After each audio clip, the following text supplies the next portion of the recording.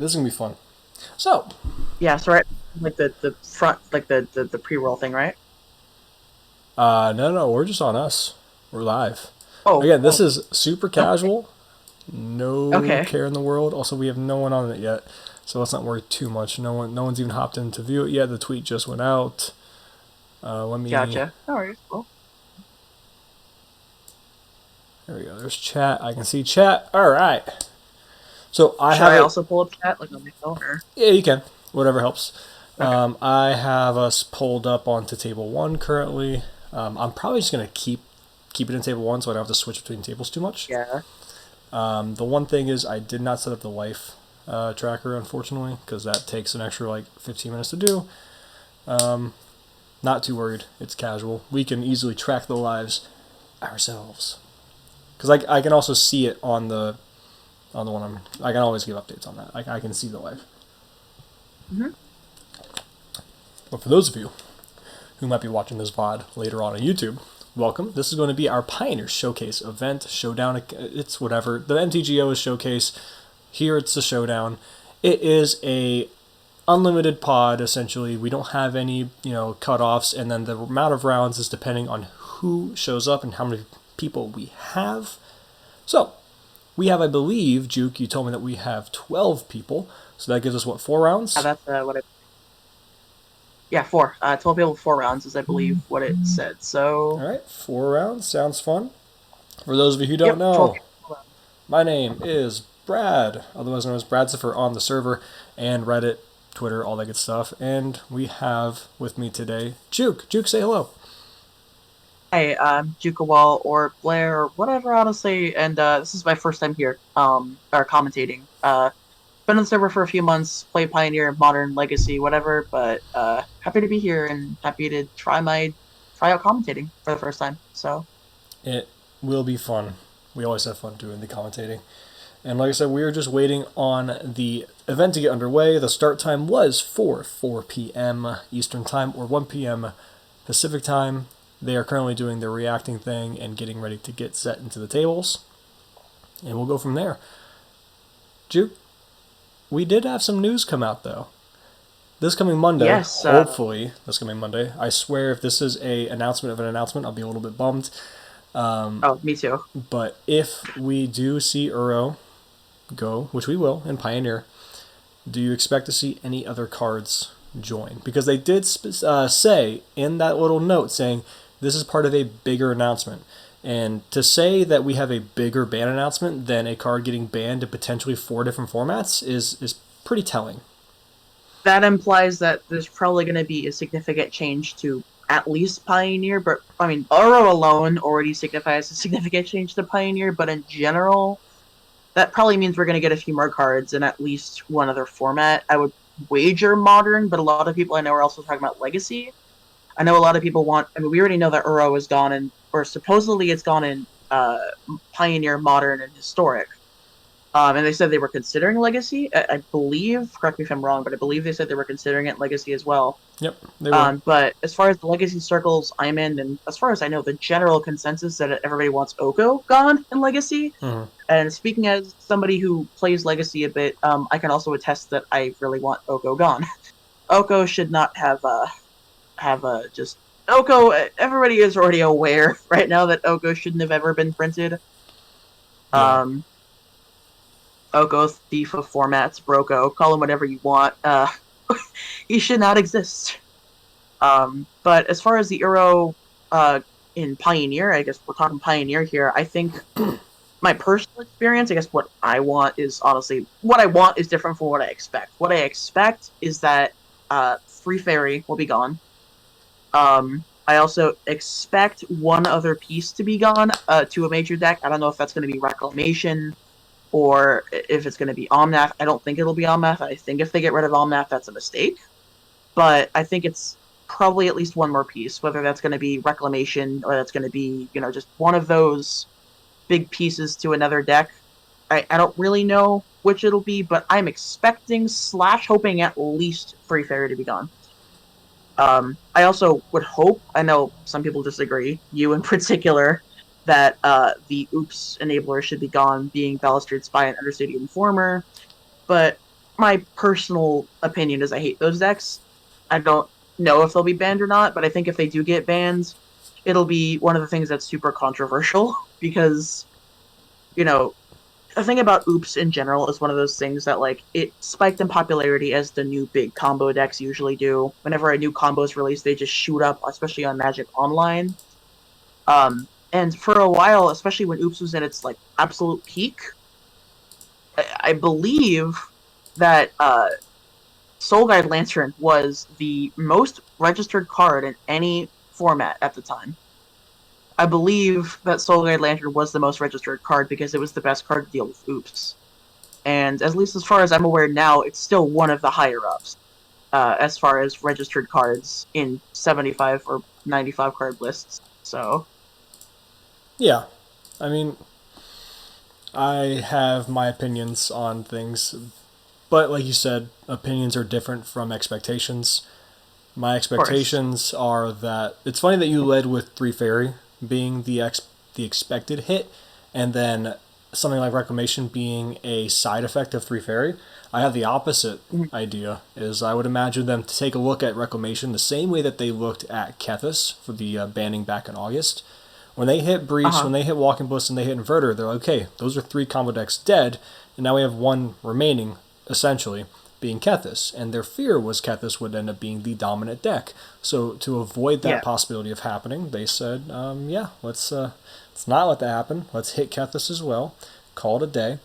And they stated as such in the ban announcement. So I would imagine them to have a similar outlook as far as Reclamation is concerned. So I imagine them to say Reclamation might be too good. We're not 100% sure. Data kind of points that direction, and we're not going to take the risk. We're just going to hit it now. And as a result, they'll make the same point that they made when it comes to the historic banning of Reclamation, saying, because we're banning Reclamation, we feel Three Fairy has no place in the format because it promotes unhealthy gameplay styles and things like that, and it doesn't promote good gameplay for a format we want to thrive. Its only purpose was to keep Reclamation decks in check, as far as we're concerned, and because that is no longer part of the equation, neither should Three Fairy. So that's how I feel it The would funny, happen. yeah, the funny thing about trying to keep the Reclamation decks in check in his, at least was that a lot of the historic decks still played white specifically for Three Fairy. Mm-hmm. Like a lot of those decks would only play white for Three Fairy just to hedge against other Reclamation decks. So then Yeah. you would have like the 4 color rec versus the Teemo rec, and then you would just like play Three Fairy, and they're like, oh, well maybe I should do that, and then just each they just kept adding on things, and of course, Omnath was never legal at the same time as those in Historic at least. But like when I played, so one of the decks I played for a while in Pioneer was 4 color Reclamation. Yeah. And that included I played 3 Omnaths just because it was a good card in general. I know I didn't go all in on it. I just kind of played it because I was already playing white. So the funny thing about that though was like you would have the situation where, okay, well let's we're gonna ban Reclamation. So in the process we're also gonna ban Teferi. But then the thing is like, don't get me wrong, I think both of those cards are just egregious examples of design in general. Um, but I can the understand. problem I guess that I foresee with that, what? So I can understand that. Yeah. It's just like I think they both need to be gone anyway, but I think it's kind of funny how they fell into the trap of Kethis being banned, like preliminary. Like they like banned Kethis before it really even had a chance to try out the new format. And well, I think that one was a mistake because Kethis is a deck that can be hated out pretty easily. Like it's one of those combo decks that can actually be hated out, whereas other ones are much more difficult. So, Of course. Well, but it looks like we got a game. So we do have round one underway. We have Uncle Drew versus, I believe, I know he actually goes by Brett Hosspower is his name. So cool. should be an interesting matchup. We have no idea what the decks are, so we're gonna sit here and figure it out along with the viewers.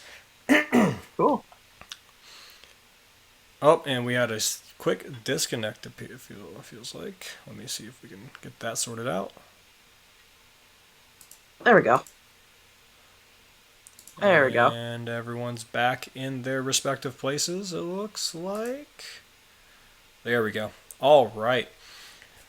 So as far So as as far as the playmats, playmat battle, yeah, we yeah, I gotta was give about to the say. gotta give the Snapcaster. I mean, there's So yes, however, I do want to say there might be a little bit of a an underdog kind of aspect to just the blank playmat. It's like, it's sort of the similar thing of like you show up playing Burn with blue sleeves kind of thing. You're like, oh, look at my blue sleeves. Oh yeah, mountain like goblin guy. It's kind of like not literally, but one of those things where like, oh, you're playing it, have a not art playmat. Like you're probably not a big deal, and then it's just like just get stopped kind of thing. I don't know. Just trying to throw something out there. Yeah, I mean, just the But mind games. I mean, you see that in Arena all the time, and it looks like I'm seeing some mono black action. If I get a peek at the deck ooh, there on the Snapcaster mat. So I don't know. I yeah, saw Knight of the Ebon Legion. I saw a Castle Vantress. Looks like we're seeing some mono black. I'm hoping it's vampires because I'm very biased in that regard. But at the very least, we're gonna probably see mono black aggro, which is the tried and true deck of the Pioneer format. So it does make sense to see that card or that deck kind of pop up. It did it's look definitely a like statement. Brett But won the die roll though. By the way, so he should be on the play. okay, cool. It is a statement to say enough about the mono black deck that it has survived bannings and still manages to be a tier 1 deck, which just speaks to how good it was before the bannings. Like, obviously, Copter. We have the Looter Scooter, I know its nickname's better than the real card. I am so sorry. Smuggler's The Copter. Smuggler's Copter, thank you. Mm-hmm. That card obviously was just a card that managed to just propel mono black to tier 0, especially in the early days of Pioneer before Copter got banned. So the fact that it managed to survive and still be extremely good, even this late into the format where, we've had so many more significantly broken cards come out, just good old-fashioned black aggro still manages to be really strong. And I think that's a testament to partially how greedy a lot of the Pioneer decks can be. Not necessarily greedy in mana bases, but also greedy in the sense of like how much actual meat there is versus how much fluff there is in decks, especially in the Pioneer format. So when you can just keep up the pressure of, turn 1 creature that deals damage, turn 2 I'm going to thought seize you, take your biggest threat or problem, play another creature, and then just follow up with like threat, removal, threat, and just keep the pressure on. That can absolutely just steamroll certain decks. Yeah. Pair that with the recursiveness of a lot of the threats, your opponent can board wipe you, and you're like, cool, I'm just going to bring them back at your end step. Things like Scrap Heap Scrounger. So And it looks like we see a Blooming Marsh to start for the left-hand side of the screen. And there's the Swamp Dread Wanderer, so we're seeing mono black. mono black aggro, not vampires, looks like, as far as I know. So. Yes, definitely. And I did see the sneak at the Ebon Legion, so it's not zombies. So yeah, this is just a traditional mono black aggro, and when we saw a land go and get in for 2.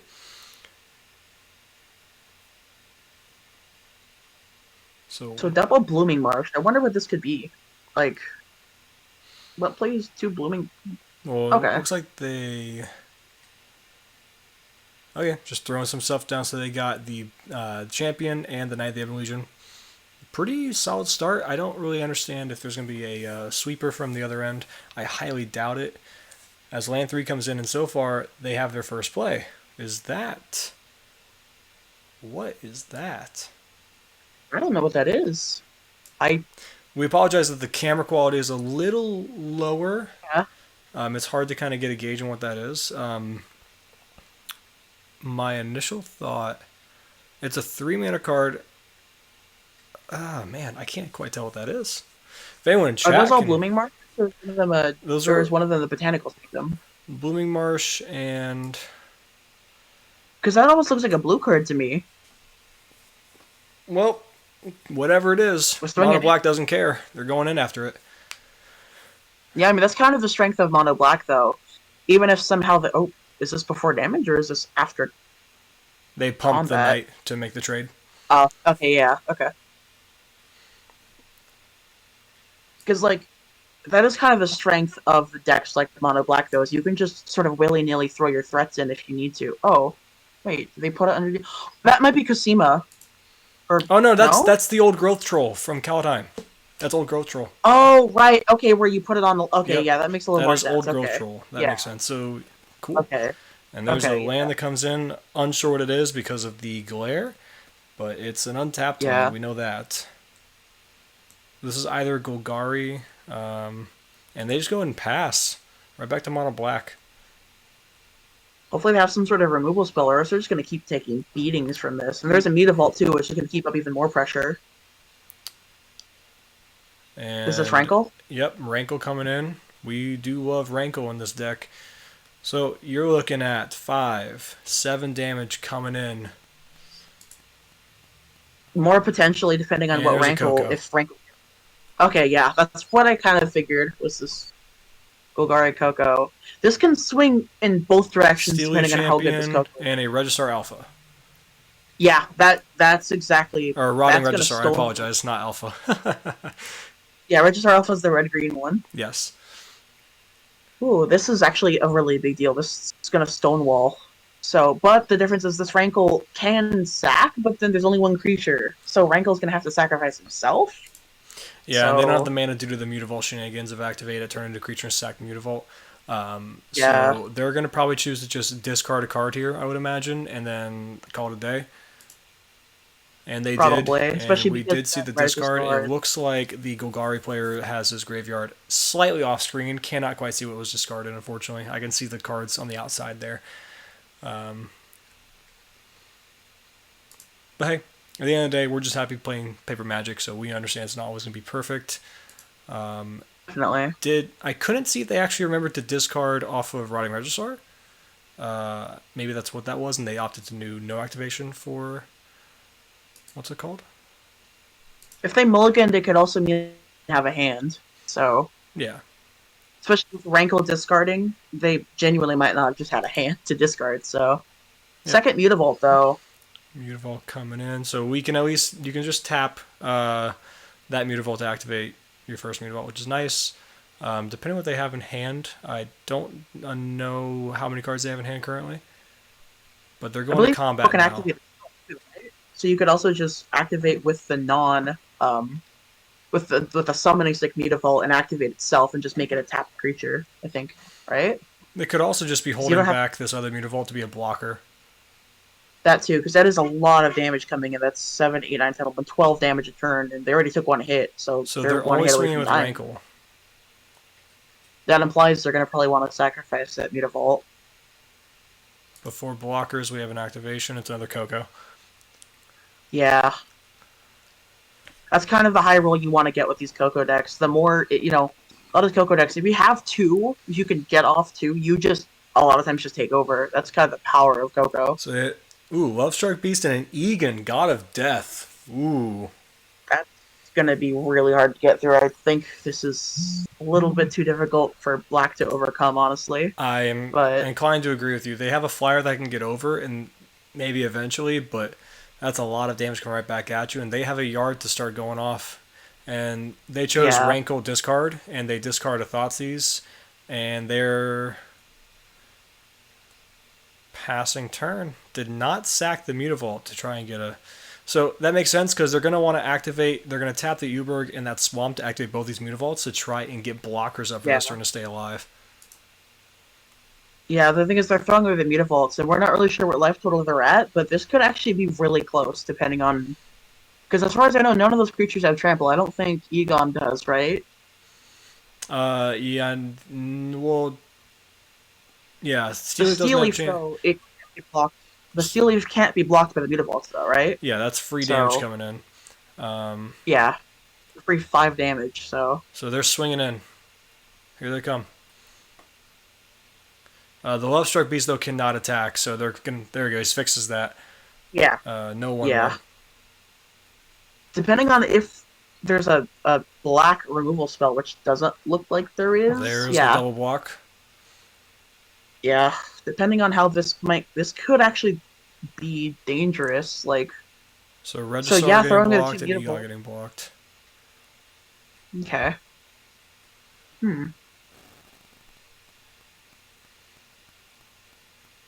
Whatever the follow-up is going to be from this Golgari deck, it's probably got to be really, really good, because depending on what the black player has... Is that another troll? Looks like it. They activated a troll off of the land to get the 4/4. Oh, right, okay. Yeah. Huh. Is that a scoop? Looks like a scoop. That is a scoop. We're going to game 2. Alrighty. So yeah, the Coco decks, especially like the bigger ones, like the green black Coco. So like spirits usually hits lesser creatures, but they just build each other up. Whereas like the green mid rangier, I don't even know if mid range is the correct terminology for that, but I'd say it's hitting Stompy. things like a rotting Stompy. Yeah, they're like Coco Stompy decks, just similar to like the Gruul ones in Historic, where even though you're only hitting, 3 mana creatures, you're dumping 7/6s onto the battlefield, Oh yeah, of course. I which mean, is a big deal. And especially it's really cool because Rotting Regisaur, it kind of it's not a combo, but it's a really interesting synergy with Coco. So if Coco is your only card in hand and you have to discard its Regisaur, you're like, cool, in response, I'm just gonna Coco. So you still get to cast your spell, and then on top of that, you discard nothing, then draw your card for turn. So that is an interesting little interaction you can have between your big hitters that normally has a downside and turning that downside into not as much of a downside. certainly. So I do have to give a quick shout out to Alex, my co-host on the Pioneer Perspective, because immediately upon seeing the old growth troll from Kaldheim, we both started brewing up, and it was originally his idea for just 3-drop Coco Tribal and just shoving all of them in there and going into Golgari. And it appears that that's what our Golgari friend has done this game. So happy to see that. Egon, Old Growth Troll, Rotting Regisaur, Steel Leaf. Maybe there's a Ronus in there or two. This seems like a pretty resilient deck in a sense. Once you get that going, to get that Coco activated, it's kind of hard to get through as a aggro deck. So we'll see what happens. And another benefit to these more like stompier Coco decks is that they can genuinely survive without Coco. Some of the other decks are way more reliant on Coco, especially like the more like dink and dunk kind of play smaller creatures. Like the Bant Coco that's not spirits. Like spirits can survive without Coco to an extent, obviously, like the Bant spirits can, but like some of the other like more weenie-ish kind of like the genuinely smaller creatures, it's more tempo based things that play like the Azorius creature, the one that bounces and bounces something when it ETBs, Oh, the stuff like Reflection that. And they Mage? run to very Reflector Mage? yeah, Reflector Mage. Those ones really don't do well without Coco, and that's probably why they've fallen off a lot. They were sort of popular earlier in the beginning, but they've really fallen off. So now, like the premier Coco builds are typically the spirits and more stompier builds, which is really cool because the stompy builds actually can do really well even without Coco. Especially when you have these big creatures that are landing and they just stonewall aggro. Things like your Steel Leaf champions and your Love Struck beasts, those can just completely stonewall aggro a lot of the time. So that's really relevant because if you're playing, a 5/5 on turn 3 or even turn 2, depending on what ramp you're running, that can just completely stonewall a lot of decks. Yeah. And we'll have to see what ends up happening when after the Pioneer bannings and how the format shifts from there. If it's just going to be Uro or anything else to kind of, maybe bring out some old decks back that we saw pre-Theros. We'll have to take a look at that. Because I'm pretty intrigued as to what's going to happen and what mid-range decks can come out. Of course, Sultai Delirium taking a huge hit, or just Sultai mid-range in general, taking a huge hit, losing Uro. That deck was made for Uro, or vice versa, I should say. And, of course, it can still function. We saw Egon, God of Death, in this matchup for Golgari. I'm personally a big fan of Egon. I think it can easily slot into these Delirium-type decks and make it work. It's a wonderful card. But again, we'll have to see. I think mid-range is fair game again. But before anyone gets too excited, no, Siege Rhino is not good enough. Stop that. Just stop. To break everybody's heart just like that. It's better to break it now than 20 hours into testing with Siege Rhino decks, though. So Yeah, Abzan is just not good enough. The best Abzan deck is banned, and it was Kethis, and that was 4-color. So. yeah, similar start. Yep. Sort of what they want to do. Gotta be fast. And there's an elf this time around from Golgari, so maybe even faster. If they manage to resolve a threat on turn 3, that's a big stonewall. That can, I know I keep saying this, but that will just break this black deck, I think. Oh, yeah. If it's something like a Steel Leaf Champion, or even something like a Love Struck Beast, is just a 5/5 on turn 2 that can attack with the elf. So there's no fatal push, which is dangerous. That's actually really scary here. So whatever they There's an put old here growth is troll. yep, yep, Nice 4/4 blocker. yes. It's not the best, but it also is pretty solid anyway because it can just keep coming back. Yeah, I But think this was on easily one of the most overlooked cards in Kaldheim. yeah, it's one of those cards that the really fair green decks really like. It's one of those decks that can just. It's one of those cards that it just epitomizes green black X mid range. I feel like so. They're swinging it We're anyway. gonna have to see how this goes. And they're keeping the Mutavault back, so that's probably a good thing. But it is still, scary. Now, they are choosing to block. Mono Black has 3 cards in hand, so they could have a push here, and that can be revolted.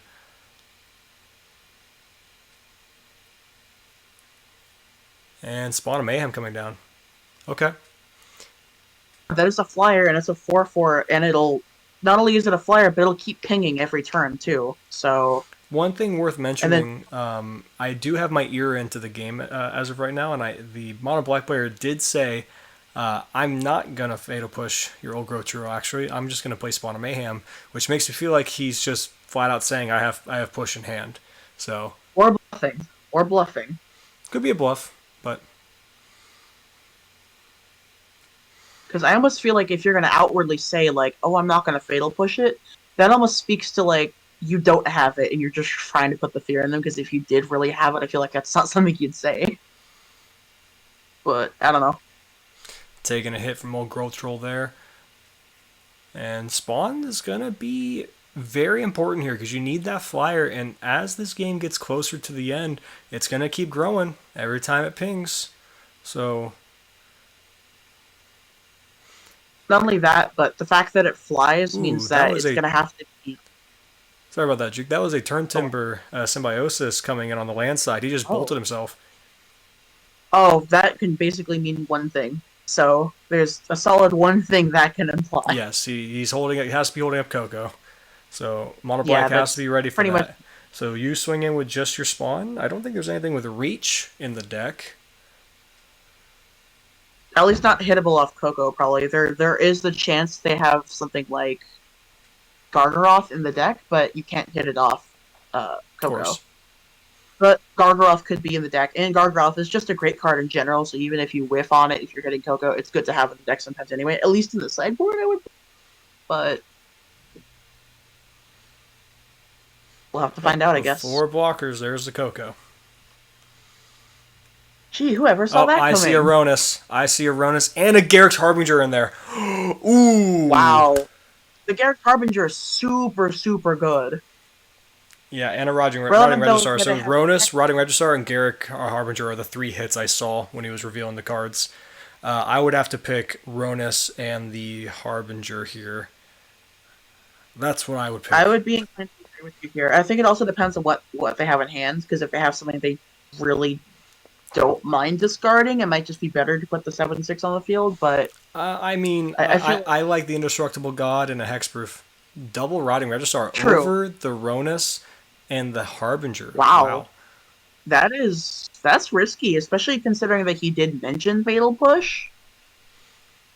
But I guess he might just be going for the kill. Damage, they might just be trying to kill. Yeah, on the swing back here, that's 14 damage. So he's got a 9. You gotta have multiple follow-ups, so 14, that's 16, or 18, I'm sorry, 18 on board. 19 if you count the elf, but he's not starting with the elf. well, he actually might, depending on what we're looking at as far as damage, that actually might be a possibility. It's not likely, but there are situations where it actually might be correct to swing with the elf. I believe Looks like he's at 16 right now. No, he should be at 15 because he got pinged by the spawn. So he should be at 15 life right now. So he's facing lethal on board. Absolutely. So with 1 blocker, so that isn't that game? He has 2 blockers. He has Mutavault. Oh, he has Mutavault ready to go. Okay, I see that. So he would need to block pretty much both Regisars and still take 4 at least, maybe 5, depending on if the elf swings, but this is kind of go small aggro versus go big aggro. Yeah. So kind of typically how this matchup tends to go, I feel like, but we'll have to see. Golgari is at 5 life right now, just to let you know. Okay, that is actually really relevant because at this point, knowing that mono black Oh, can there's been correction. They're at 6, but okay, still, that's low. yeah, that is low, especially considering that we don't know what there is in because this is a situation where you can't overextend with the green black deck either. You know, you can attack all, and then they just say, "Cool, I'll just block," you know, with whatever, and then hit you with a 5/5 scourge that just pinged you. So, Well, because if they're this scourge blocking. survives, it's going to be a 5/5. So,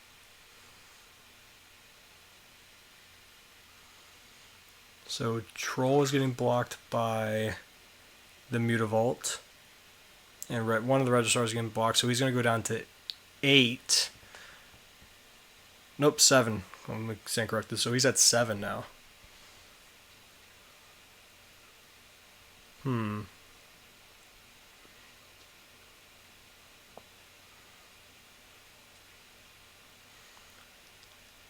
Looks activated like ability at trample too, right? Or just +2/+0? no trample. Does it add trample too? No trample. Okay. He just Okay. takes 7 here. He's down to 7. He's going to go down to 6 on his upkeep from Spawn. Spawn's going to go to a 5/5.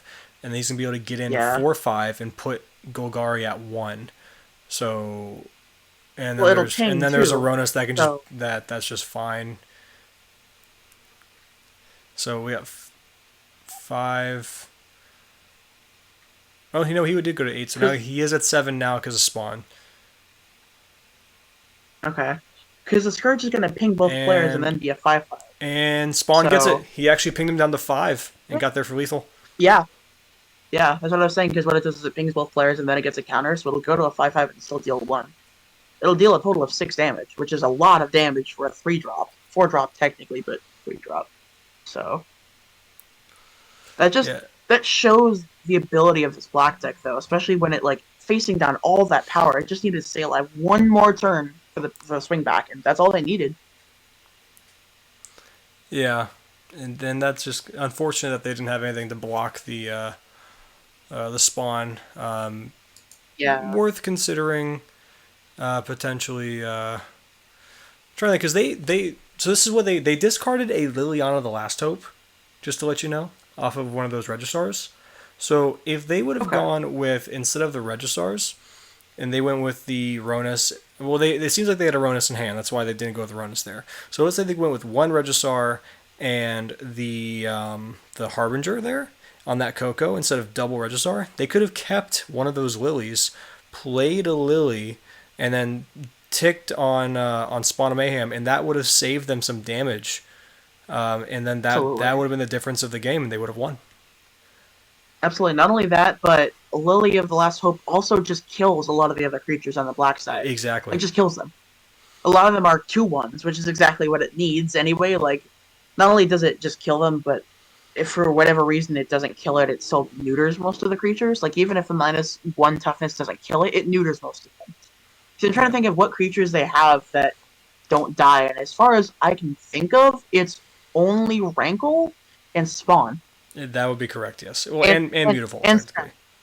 And Mutavault. But also, I don't think you're activating on Mutavault because it's not a creature most of the time. Unless they have to animate it to block. In which case, it's they have dying anyway. A few times here, yeah, and you're definitely right. Yeah.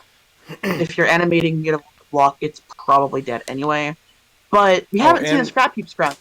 Yeah, they should be playing Scrap Heap Scrounger, and that one would survive Lily as well, but it becomes a 1. It would. A 1/1. It would become a 1/1. So that's the thing. The Lily is a perfect card against this deck because it either just kills or neuters every creature. Yeah. So,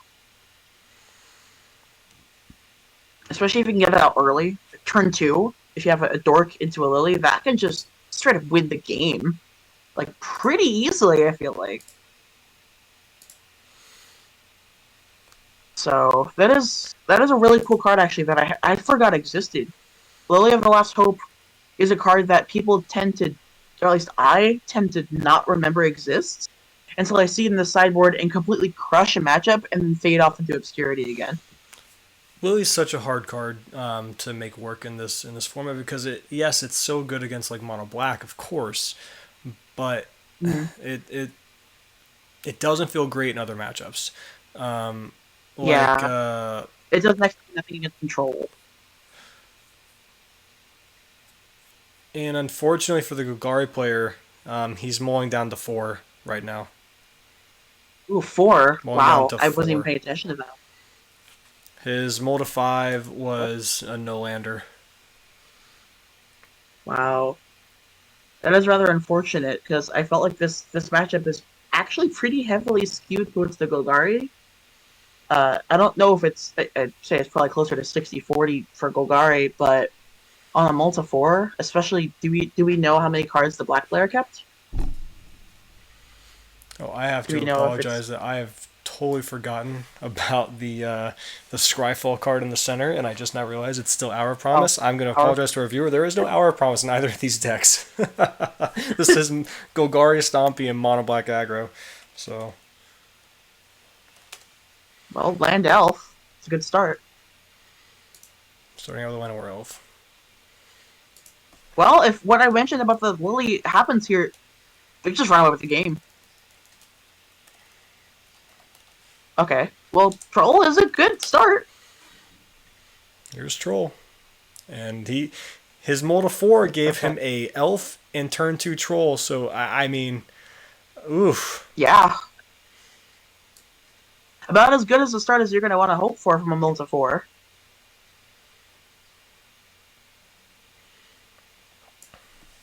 There's another Dread Wanderer. See what we get.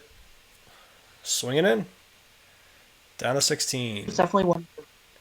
And Yeah, that's. a Regisaur.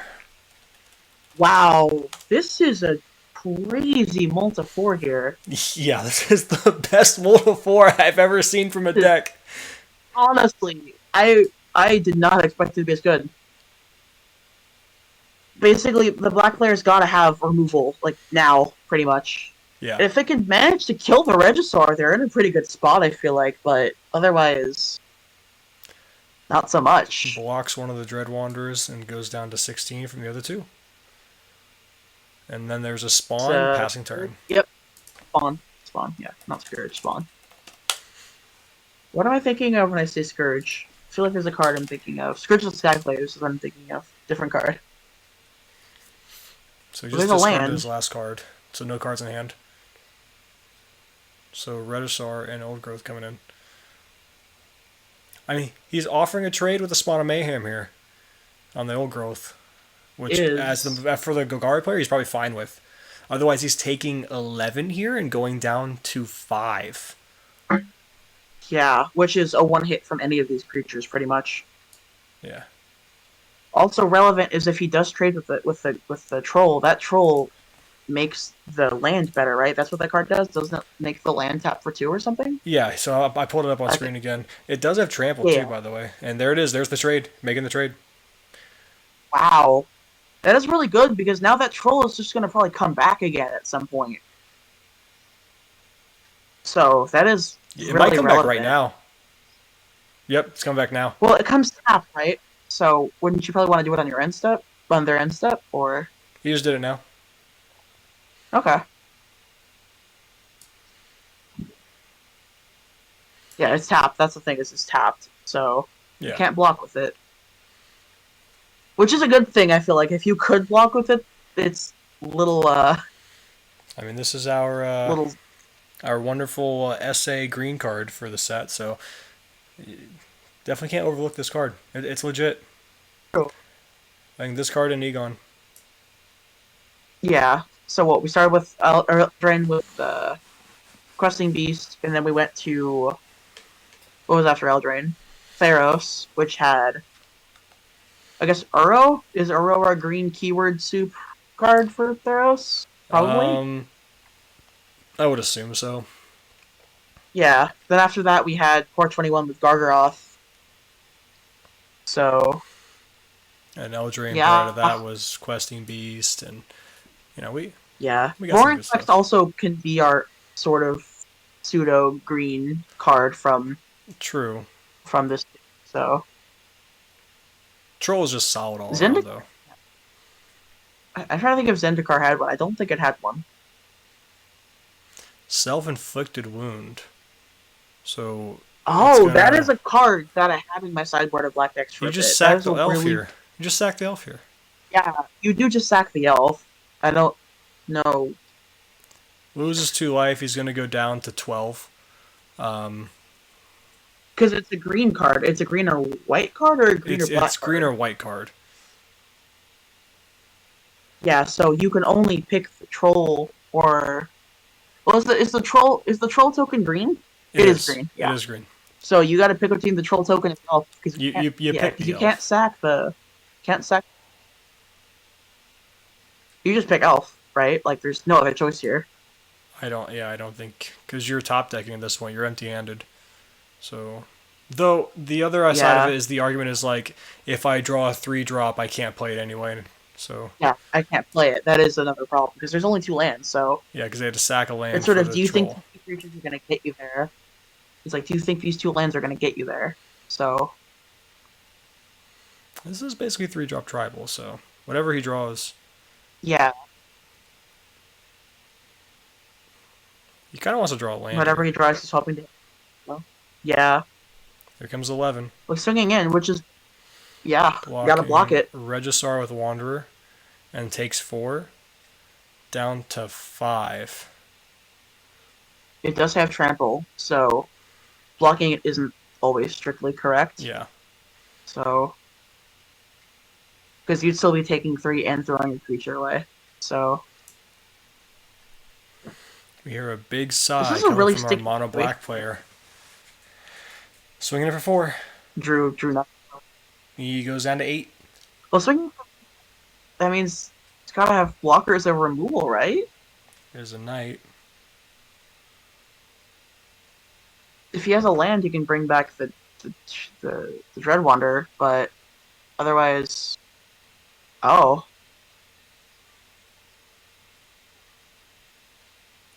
hmm. Just keep powering in, I imagine. You kind of have to. You cannot not attack. I feel like because that Swinging just for lets the black 11. player keep setting up. Blocking the Regisar again. You have Takes to keep 4. He's at 1. 1 to 8. Scourge is not an option now. You Not need Scourge. you need a Spawn. push for that Spawn token is or not. something. Yeah. I'm surprised. I'm trying to think. I don't think we've seen any removal whatsoever from this black deck. I Like, don't think we have either. I don't even think we've seen a fatal play. And there's a scoop. Which is Golgari gets it yeah, down wow. to a mold of 4. A multiple 4. That That's is wow. Alex. I know you're in chat right now. That I'm is sure you're very pleased with this card or this performance by 3 drop tribal from Golgari. We did talk about this a while ago, and I gave you a shout out earlier in the stream. This is a wonderful deck, truly.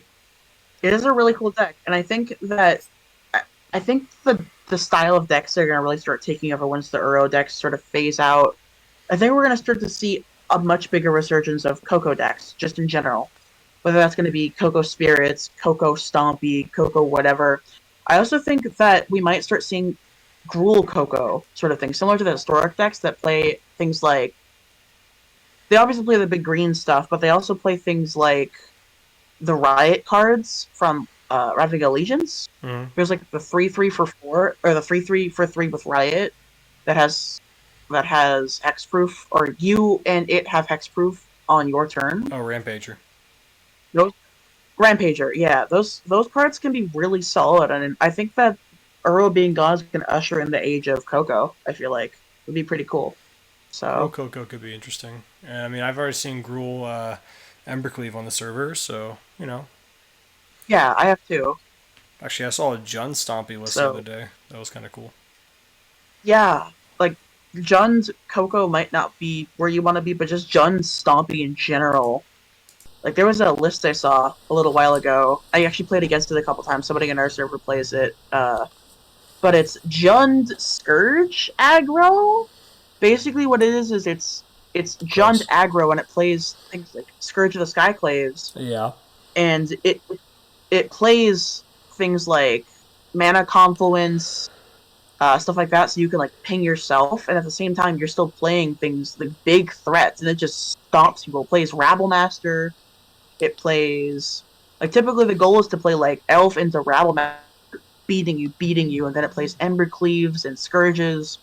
So I don't know which version. I don't know if the person who played it, who plays in the server, Civilian, is his name. But as far as I played against him, I don't know if he only plays Embercleaves as the finisher I say, but Teamer Battle Rage genuinely might be a factor in that. Yeah, I'd So have it's a to. really, really cool deck, and every time I played against it, I just get slaughtered by it because it is so fast, but it's also really tall. It plays a bunch of creatures that if they hit you, you just die, but at the same time, it's playing like five of them. So it's really, really hard to deal with that deck. For those of you who see the screensaver at the moment, you can still hear us. I only have this up for the time being, as we are looking to go to another table because we still have some games going on. That was only the second table to have reported. So we'll go and take a Oh look at wow. some other games, see what's going on. If I can find. There they are. So let's go take a look.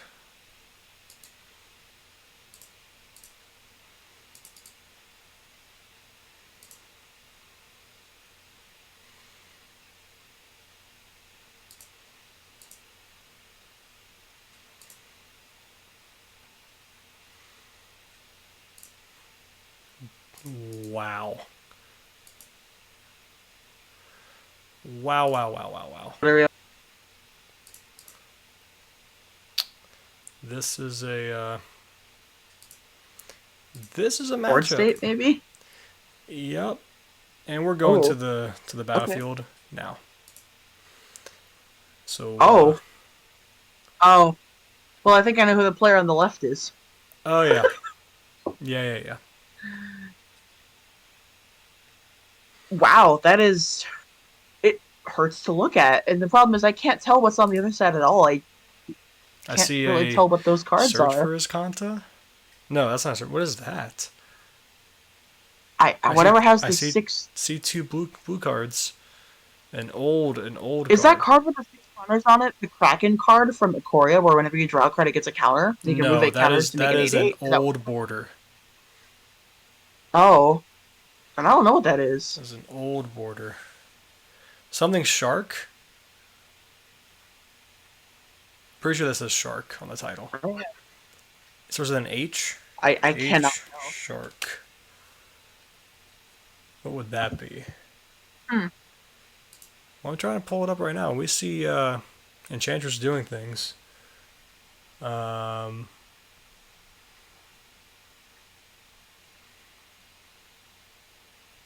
oh, it's Hammerhead Shark. Hammerhead shark. Yeah, that is a Hammerhead Shark. Oh, But that is not legal in Pioneer, so I don't know. Oh, is that a flying shark token that they're using? it might be a shark token. It Yeah, might be a shark they token from must be Shark using that as a Typhoon. shark token. Because I think we can sort of see a little bit of a graveyard on the bottom, and those look like not blue cards. So Yeah, it there's might an be activated there's a Shark Typhoon on board that's on the far left. Wait, is there double okay. Shark Typhoon on Okay, that board? makes a little more sense. There is double Shark Typhoon on board. Wow, that is interesting. Is there a sphere safety on? Oh yeah, there is a sphere safety on Epic's board, so that means that those sharks have to be really careful about Sphere attacking. safety now, this so they can't attack. Yeah, Oh my especially goodness. with however many enchantments. I don't want to know, but there's probably way too many for any of those sharks to get in. Did I pick the wrong game to join? You might have, might have picked the This wrong is game. I don't know how much wild. left there is to say about this, to be honest, because I don't think. Also, those are all angels, so Yeah. How a many lot of banishing angel lights are on board? tokens. Look at all these banishing lights he's used. not to mention a Calyx. So three more potential Banishing Lights just sitting there. Or technically, they're like closer to O-rings, but Look, whatever those I'm gonna are, be just honest. jeez. I'm gonna be honest. I hate everything that I see right now. Oh, me too. Don't worry, me too. Don't let Epic know that though. Like, oh my goodness,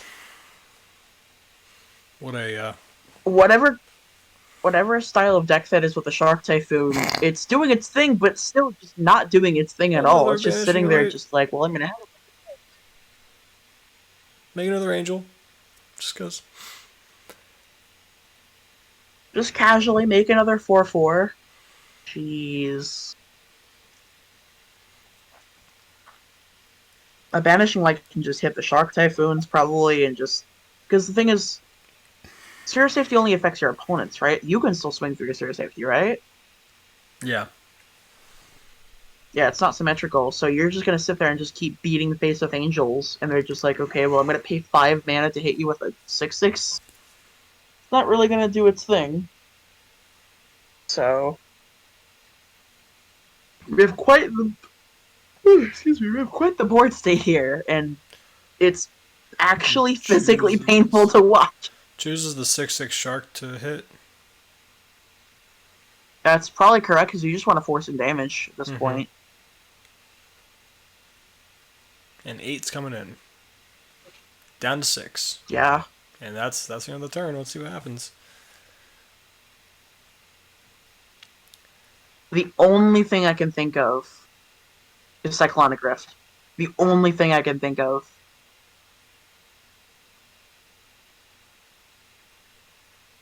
Or some other inexorable tide kind of card. I don't think that's the right card. Something tied. Just something that bounces everything is the only thing I can think of that can do anything to this board state whatsoever. A planner cleansing would be cool. Planar Cleansing would be cool, however, that would also affect you. So, Worth at this point. although I feel like you could recover a bit better than that. So,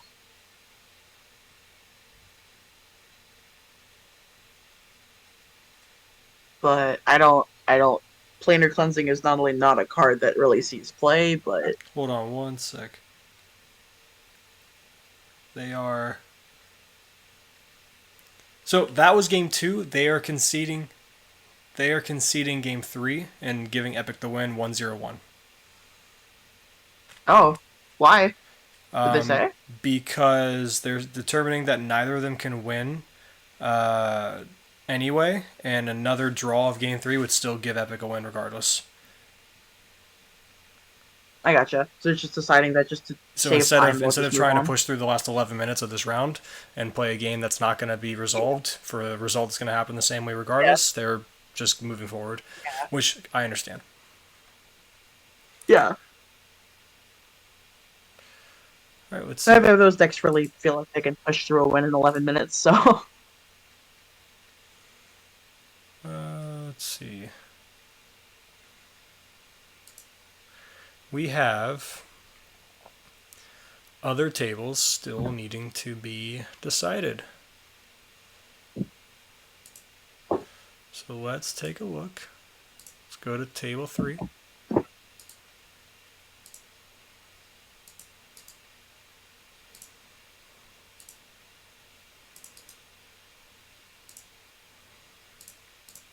That's me. We don't want me in here.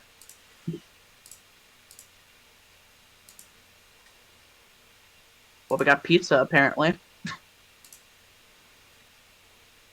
All right.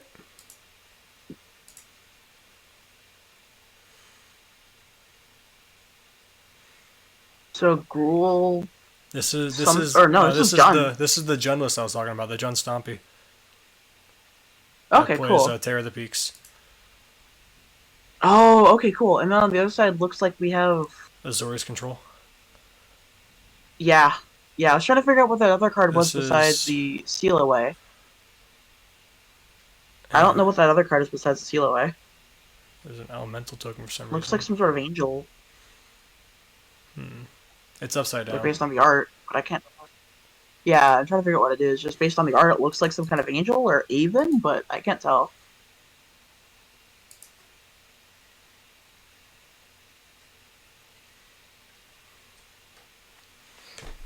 Looks like the fairy just died, probably. Or To fairy emblemed. oh, okay, that's yeah. Interestingly enough, though, given He's gonna the draw 8 style of cards. the judge, oh, well, there goes that thought. There goes what I was about to say. I was about to say, given the nature of the Jund deck, Teferi Embleming doesn't automatically mean death. However, When you draw 8 off of it does Sphinx's Rev. probably mean death when you think it's rev for 8. So, Oh that no. typically does mean death to any deck. Wow. That is really. That might have been the perfect time to tune in, so.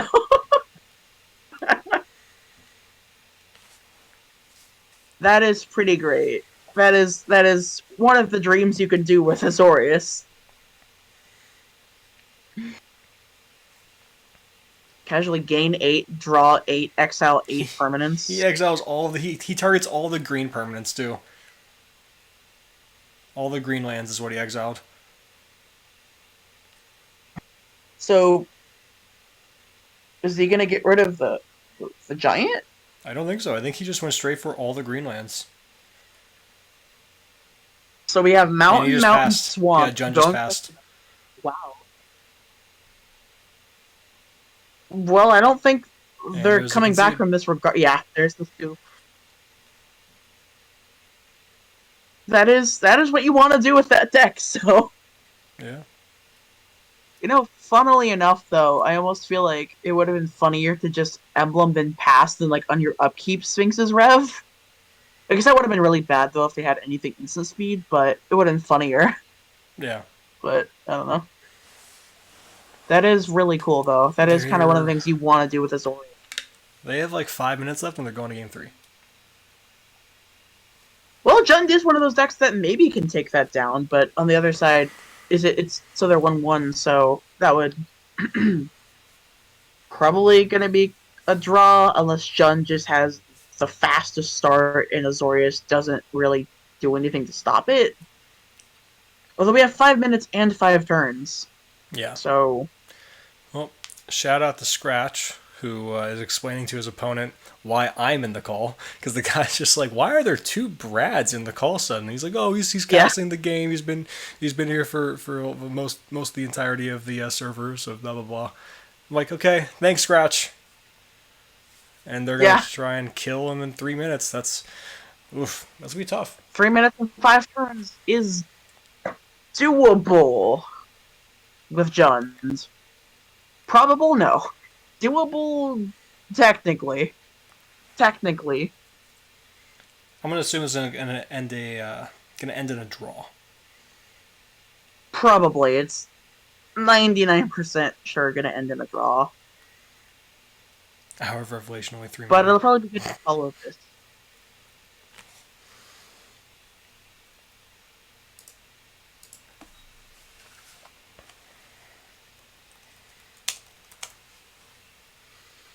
Especially depending on how long it takes the game to actually start.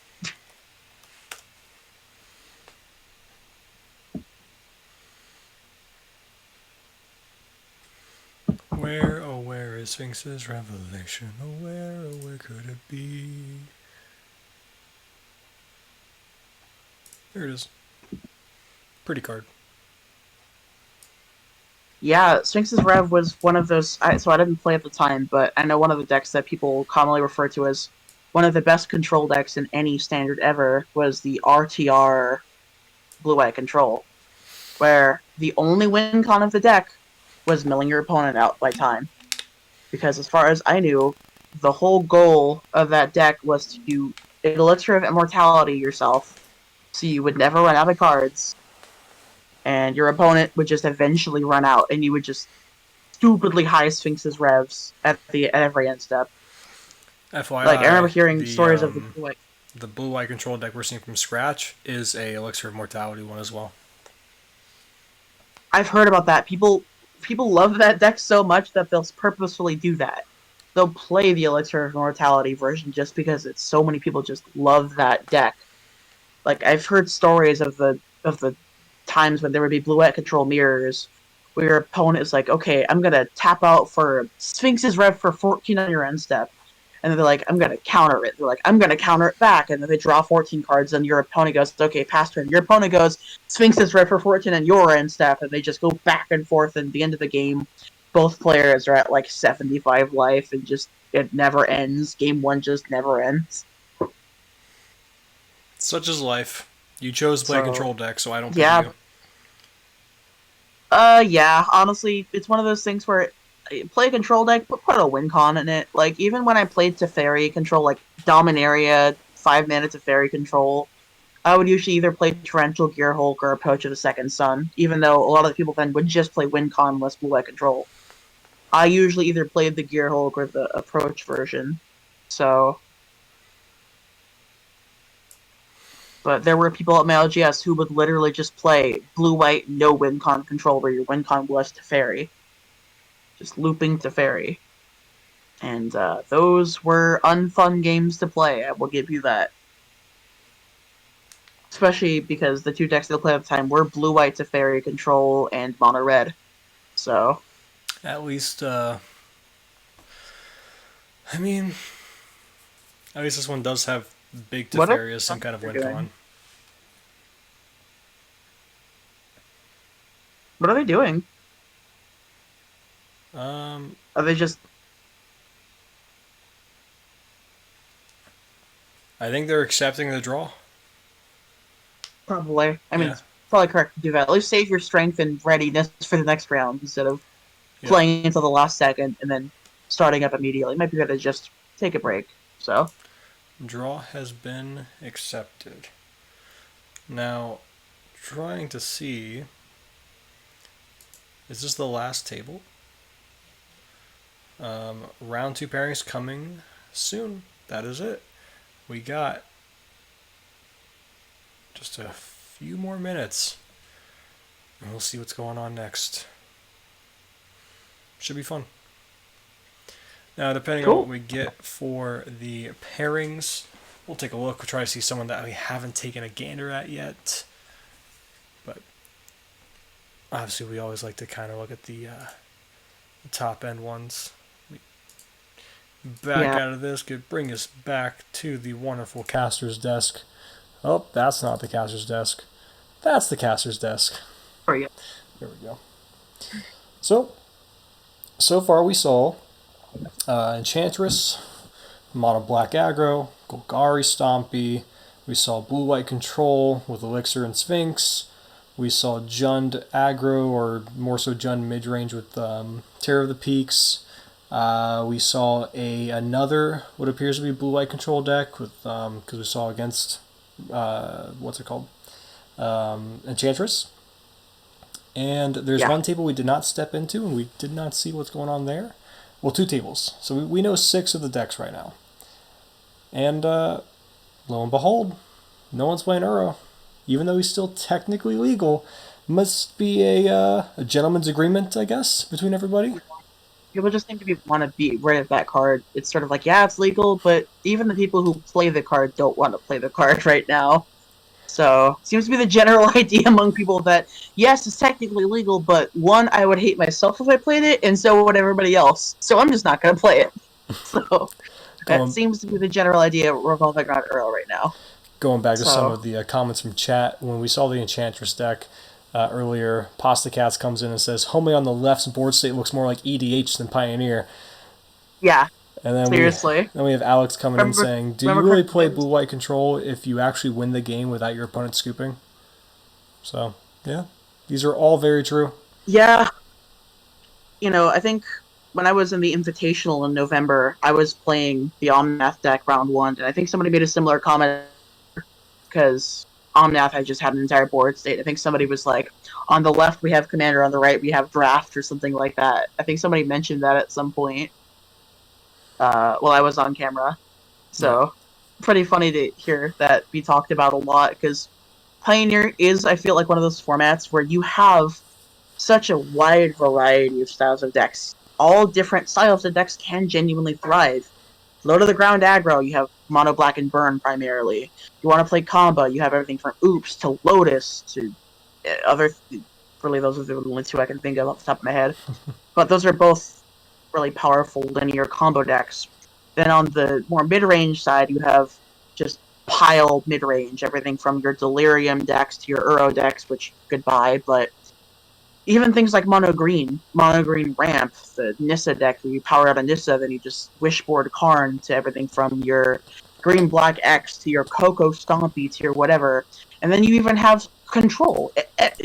Blue white, you have Esper, you have your Yorion piles. Every every style of deck you can really want is at least viable to some extent in Pioneer, which is really cool because you can really tailor your playstyle to whatever you want. If you have a specific Magic playstyle, you'll find it in Pioneer. Whereas if you want to play Modern, you can't really play some other decks or Legacy or Standard or whatever. Usually there's a specific style of deck that just doesn't exist or isn't as popular. So that is one of the cool things about Pioneer, where if you want to play over-the-top Jesus Take the Wheel 4-color soup decks, play Omnath. If you want to play your low-to-the-ground, burn-you-out aggro, play Mono Red or even Boros Luris. You even have things like Orzhov Auras or Green-White Auras, where it's just a little less interactive, more so just beat you in the face and you're never going to stop me. You have your control list, where you feel like you're on top of the world when you stabilize with Azorius, so, you know, you have everything you could want. Pioneer certainly has a lot to offer, and we have a lot of stuff to kind of go off of. Definitely. Unfortunately, it looks like we don't really have much of a contest for the playmat fight again. So this one on the bottom is on the right hand side is actually a clear mat. It looks like. Oh, I stand corrected. It is clear. I thought it was just a wood slab. Nope, there is clear mat on top of that wood. Is it a mat or is it like plexiglass it or looks like more like whatever? It looks more like a like that rubbery plastic kind of mat. Yeah, or like the ones you like put on like windows, like storm window kind of things, like those things. Maybe, yeah. Because I don't think you can actually make. I don't think you can actually make normal playmat material, like. I don't think you can make that see through. So. No.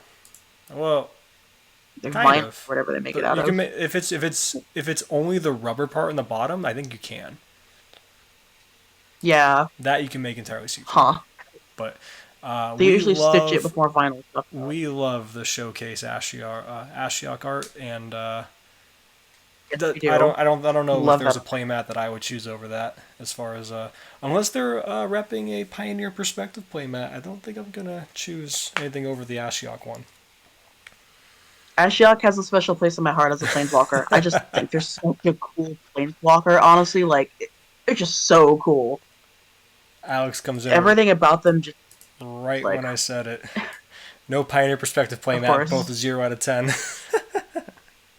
Fair. You know what? If I had the money for it, I'd probably buy one, but I don't at the moment. Diosis MTG from Spain, what's up?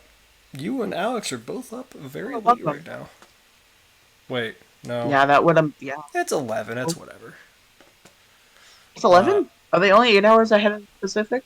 Yeah. Or Alex that's is not 6 hours. I believe he's around the same time zone as Spain. Okay, because Netherlands, right, is where Alex is. And we see a.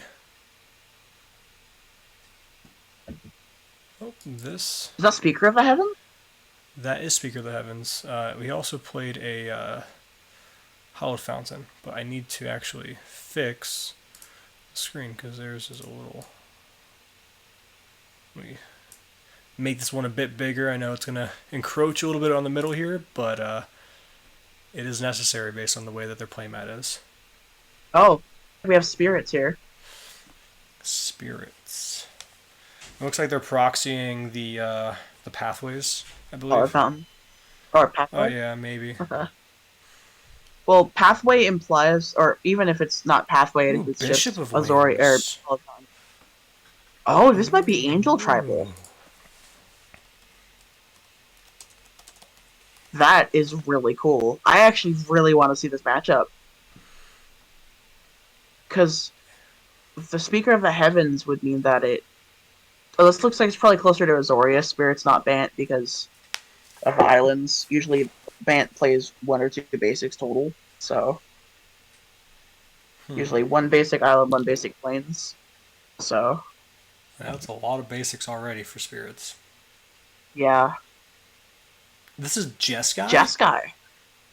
Yeah, Ooh. that's Oh, sweet. That's cool from that. Zenico Rising. Oh, I am really excited for this. Actually, this is gonna be really fun. That's the party card, What's Linvala or not Linvala. um What's the what's it called again?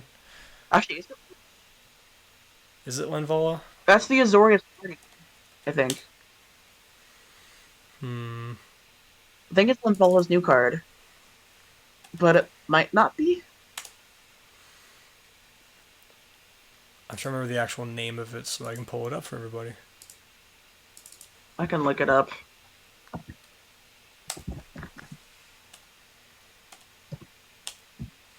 Let's see. Linvala Shield of the Seagate, or Shield of Seagate is what it's called. And that's what it is. It's Linvala Shield of There it Seagate. is. Yeah. Beginning of your turn, if you have a full party, choose target non-land permanent and opponent controls. Until your next turn, it cannot attack or block, and its activated abilities can't be activated. Then you can sacrifice Linvala and give your creatures either hexproof or indestructible in the turn. That's really cool. I mean, I think you're playing it for the Feel like second part. So yeah, I think so it's too. I also don't an really angel. think it's much of a party. Yeah, which means that he gained 4 life. Yeah. Is that a? So we have rattle chains. We have 2 of the 1/1 spirit. And we have a lord. So They're at 14 right now. The angel player. Oh, if they're okay, Jeskai, then you're gonna see Aurelia at some point. yeah, which I am really excited about because I love that card. Cause see I it wish it now. saw more It play. is a 4 drop if we're going off of the Yeah, guilds one. 4 top. Yeah. Well, Aurelia the War Leader isn't particularly, I don't think, very good outside of exactly Commander. What is that? It's a pathway on red. Oh, okay. It's the full art pathway, which is the only one you should be buying if you're buying your pathways. Yeah, I agree. The price difference is non-existent. You're basically paying $1 or 2 versus $2 or $3, and the Yeah. art is just so much better. I have a foil of the blue-black one sitting in my binder right now that I just have no need for, so I'm just waiting on any reason to use it. So yeah, I have a foil of the clear one, so it's gorgeous to look at. Absolutely gorgeous. You know, one of the good things I feel like about the pathways and even the triomes is the full art. It's given wizards the full arting of the triomes and the pathways is one of the few things that I feel like that really warranted because they're gorgeous. So that is I'm really excited about, and I really hope they start taking other land types and making them full art. Things like shocks and I would say fetches, but I highly doubt that's going to happen. But things like shocks, even the tap lands, the damage lands from like Apocalypse that got reprinted in Origins. What is that? I have no idea what that What is is. that proxy? Just to let you guys know what happened. They passed turn on end step. They activated the Spirit Pirate to draw a card, and then they played this card, which is proxy. It looks like an angel. They're How much attacking. mana did they tap for it? Is it just one? 3, 2. 3. Wait, is it just 2? one? Is it Looks Mausoleum like there's Wanderer? just an island tap.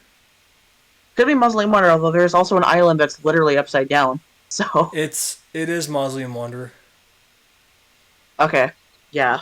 I think. I think. Based on the amount of text, Flying probably. 1/1. Here comes another Speaker of the Heavens. Those spells are going to put in work if he can manage to get above the life total needed for that.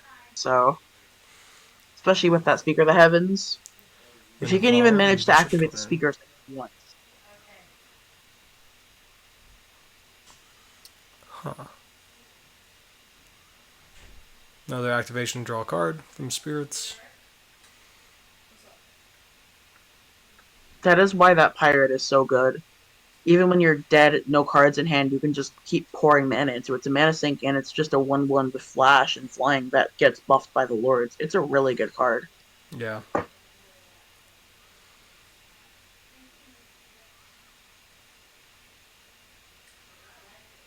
Rethinking that attack a bit. Yeah. Here they all come.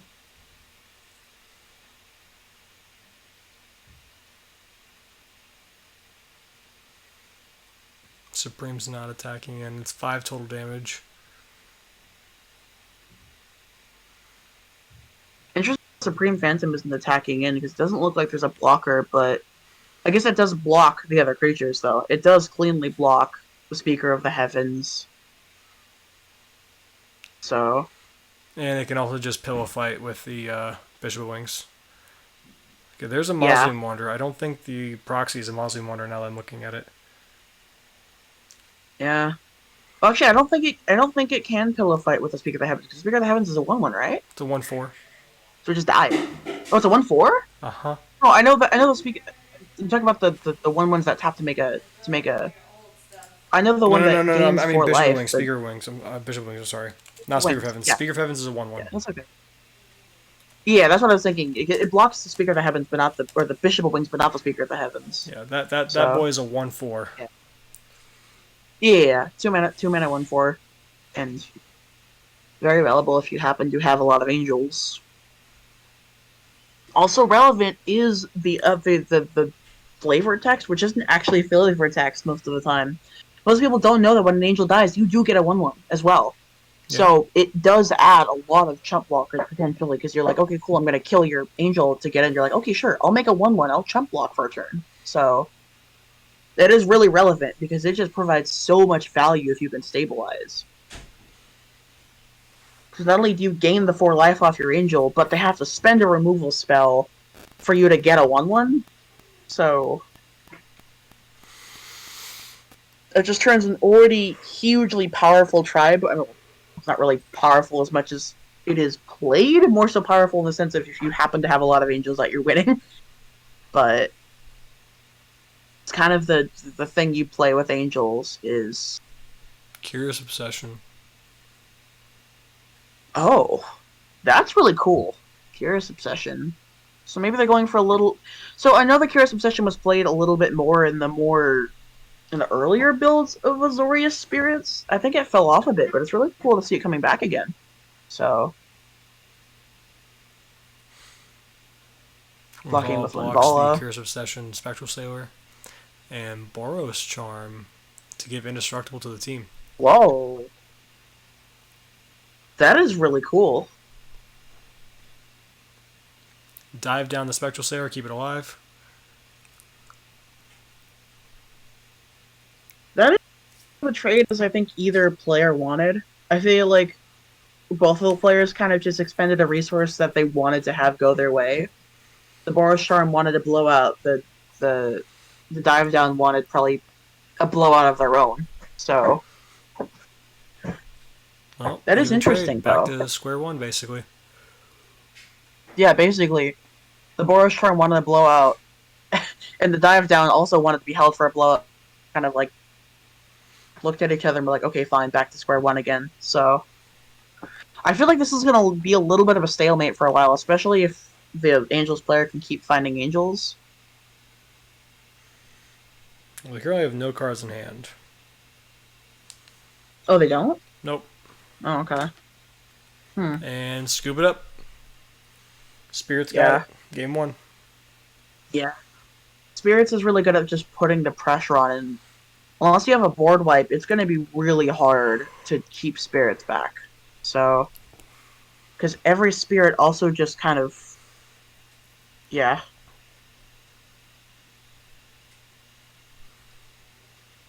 Whew.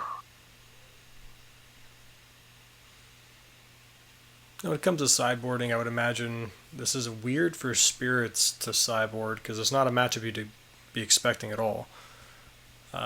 Yeah. I feel like the best card that this Jeskai Angels deck can probably have is something like Anger of the Gods. I feel like Anger of the Gods would be a great. It doesn't kill your bishop. It doesn't kill it, and well, depending on the angels you have, it won't kill Aurelia if you have an Aurelia, but it will kill things like Linvala, and it'll kill your smaller things too. But yeah, I would imagine Anger of the Gods. They have Linvala. They probably have the other 3-drop. That's a 3/3. So it kills both of those. 419. Yeah. I don't know what it's called. Resplendent Angel is what it's called. Yeah, Resplendent Angel. Can't have an angel deck without that. Yeah, you really can't. That is such a good card. Now, if you get a Lyra down, though, to pump your angels. That is true, but also if you're getting a Lyra down to pump your angels, I think you just win anyway.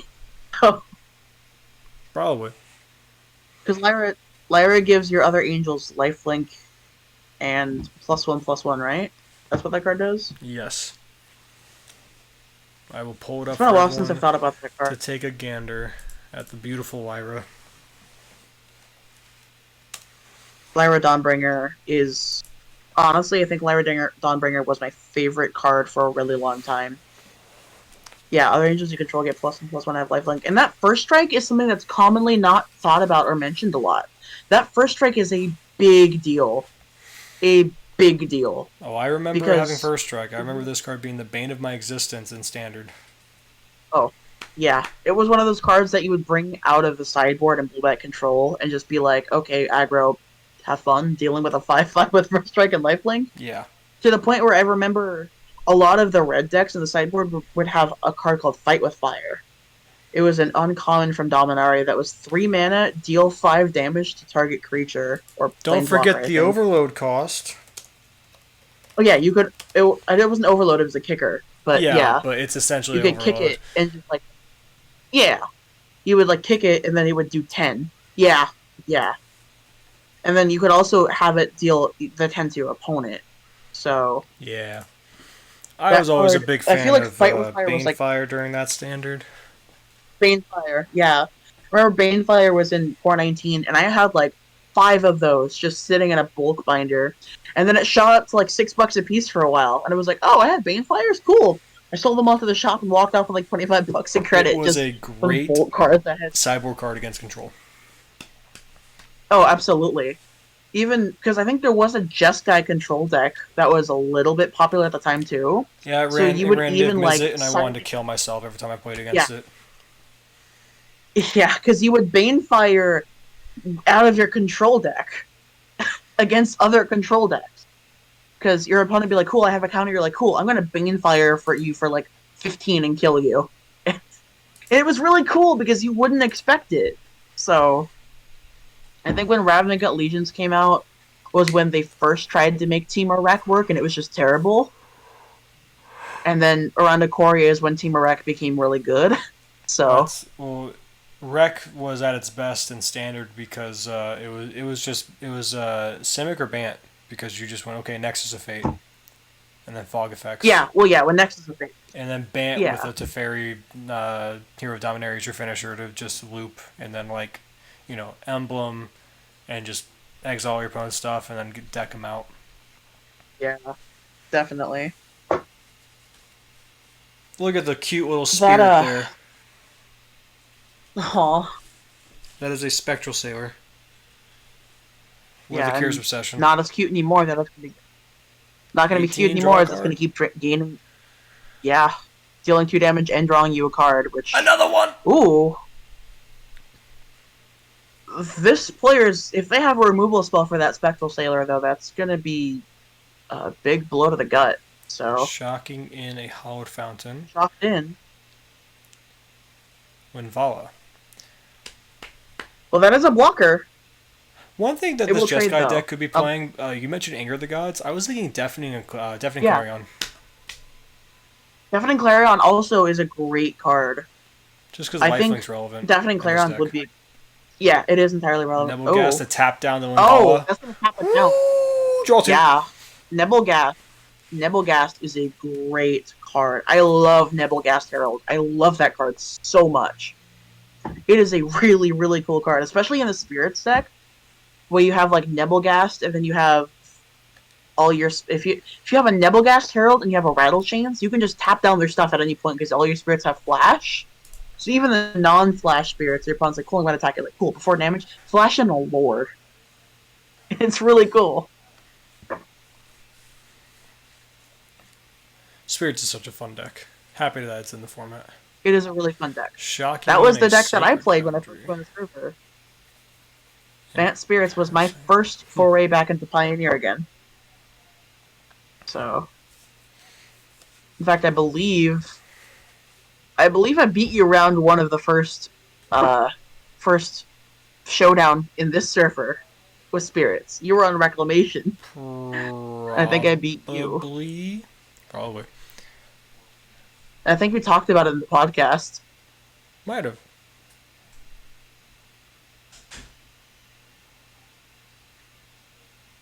I remember correctly, you were talking about how, like, what am I supposed to do when my opponent collected companies into 2 lords or something like that. Oh, yeah, I remember that now. Yeah, that feels bad. Yeah. Yeah, like, I Coco'd into 2 Supreme Phantoms, and I think you mulliganed or you just didn't hit anything and you just died, so. Tapping down Bishop of Wings and pass, so, I mean, just doesn't really matter, but, you know, fun stuff. Yeah, I mean, still a trigger. Spirit's probably gonna run away with this. Probably. Double Cures Obsession, keep tapping things down. What is the record? Oh. What was that? Just a dumb proxy that they like to have. They're just gonna take it off, I guess. When they don't even need it to be proxies, it's like a skin. Homemade skin. Gotcha. Just to try to be funny. That is funny, actually. Do you know what the record of both these players is? They're on table 2, so they should both be 1-0. Wow. So the Jeskai Angels that got there, that's really cool. Yeah, it's Kestis and Piku. They both have 3 points, yes. So they're both 1-0. Table 1, though, by the way, is Uncle Drew, who's on the Golgari Stompy, and then Epic, who's on the Enchantress. We should take a look at that one if we can after this. I think that'll be a fun matchup to watch. Unless we want to look at another table we haven't seen yet. So we got Immortal Sun and Scratch. Table 4, we got Tyler and Haas. Tyler's on Jund, the Jund aggro deck. Haas was mono black. And then table 5, I have no idea what their decks are. Oh, that. Okay, there's an Abyss and Angel of Hope that just got flashed in. There's the scoop. Well, Abyss and Angel of Hope is a great card, but... That was the first table responding or reporting. Let me go... Well, we got to see it, so...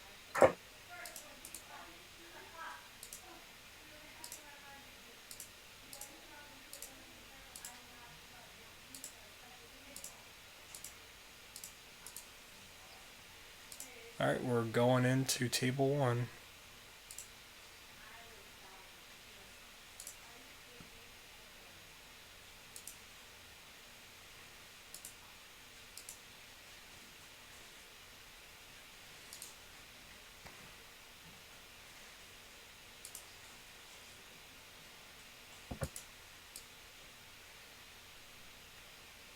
Okay, so we have... I don't know what playmat that is. It's pretty.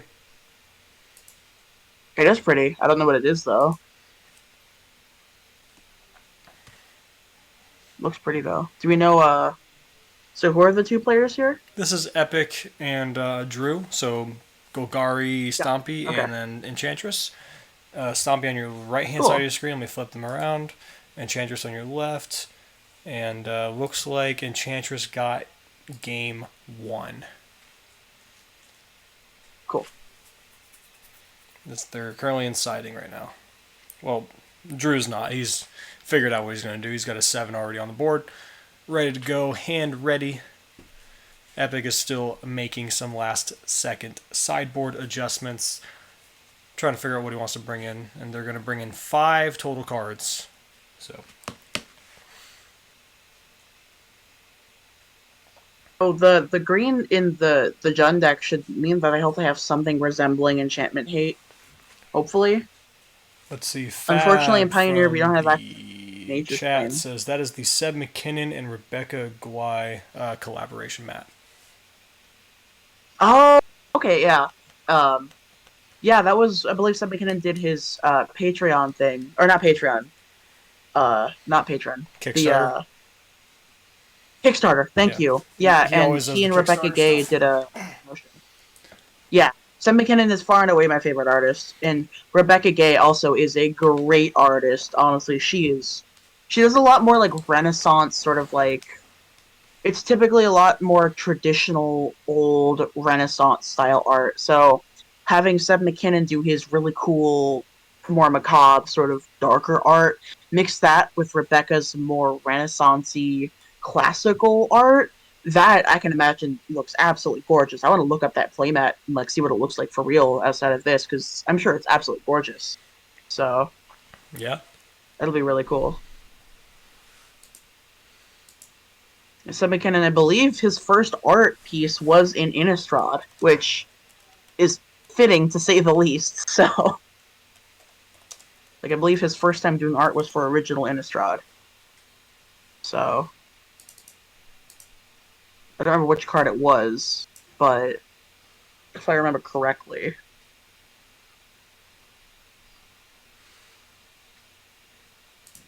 Trying to think what my there's so many great Seb McKinnon arts. Trying to think of some of my favorites.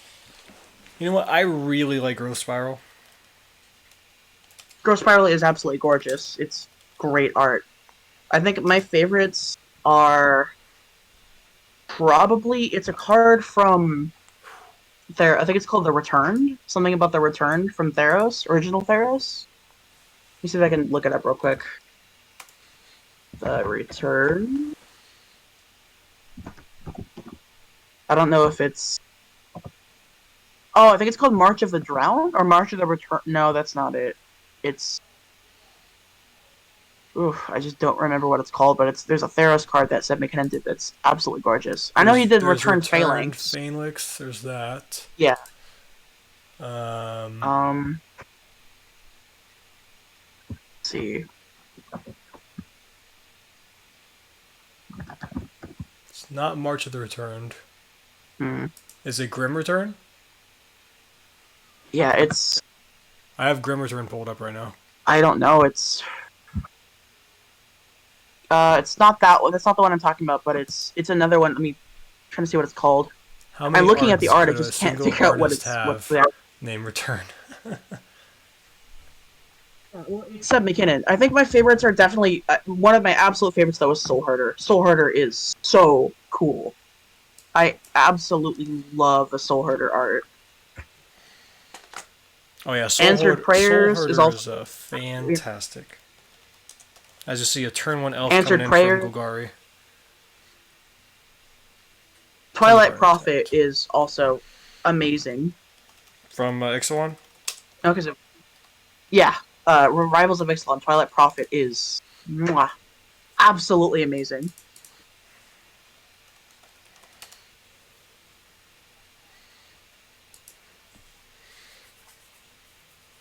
Yeah. There's a turn 2 Steel Leaf. Mana Bloom on 1. That's be pretty difficult. Mana Bloom on 1. That's interesting, because that means he's going to take the damage. So Gotta. that means he probably doesn't have something like a Seal Away, or he's willing to take it. So the good thing about the Enchantress deck, though, is it has a lot of removal that can hit 3 CMC creatures. So Lure of the Unknown is great. Oh, how could I forget the Seb McKinnon did Assassin's Trophy? Yeah. Let's see. Oh, but He did Devil's one of my Erdwall favorites. Illuminator. I think that was one of his cards. Yeah, Erdwall Illuminator from Innistrad, I think Blood was for his Bones. first card. Oh, this Damnation, fantastic. Oh, absolutely. That was the secret layer one. Yeah. You know, I was thinking when they announced they were doing a Seb McKinnon secret layer, I'm like, why didn't they do that sooner? Like, everybody knows that this would be one of the best selling things they could ever do. Death Sprout is great. There's a card from Return to Ravnica, I think, or one of those from that block. It's an Orzhov. Debt to the Deathless. Debt to the Deathless that's is a classic. absolutely amazing. Yeah, I'm pulling up right now. Debt to the Deathless. Yeah, this is great. Yeah. Amazing card. So Tessin Champion coming down for Enchantress. And Okay. a Temple Garden tapped. It's going to be a lot of damage that Epic's taking here. So... And probably especially a Coco coming out, looks like, so...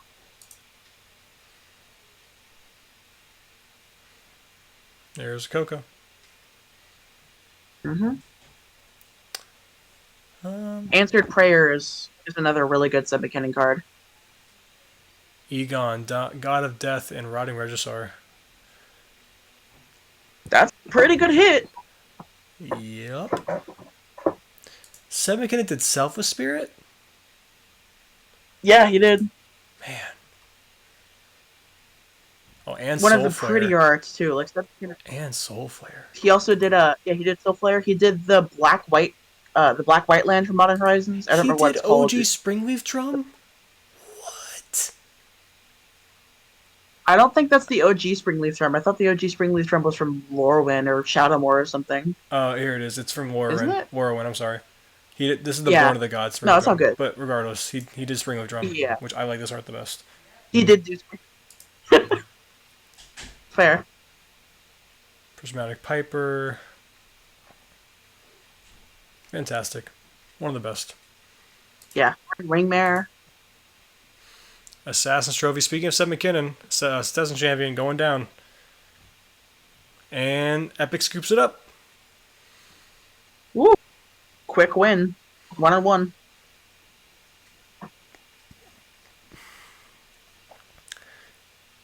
Egon, God of Death, is the real deal. I've been saying it for a hot minute now.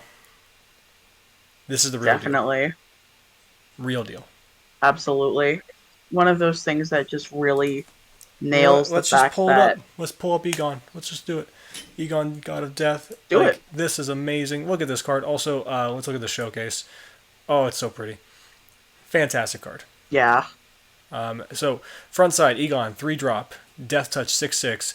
At the beginning of your upkeep, exile 2 cards from your graveyard. If you cannot, sacrifice Egon and draw a card. So, you just draw a card anyway, so that's awesome. Even if you can't keep him around, cool.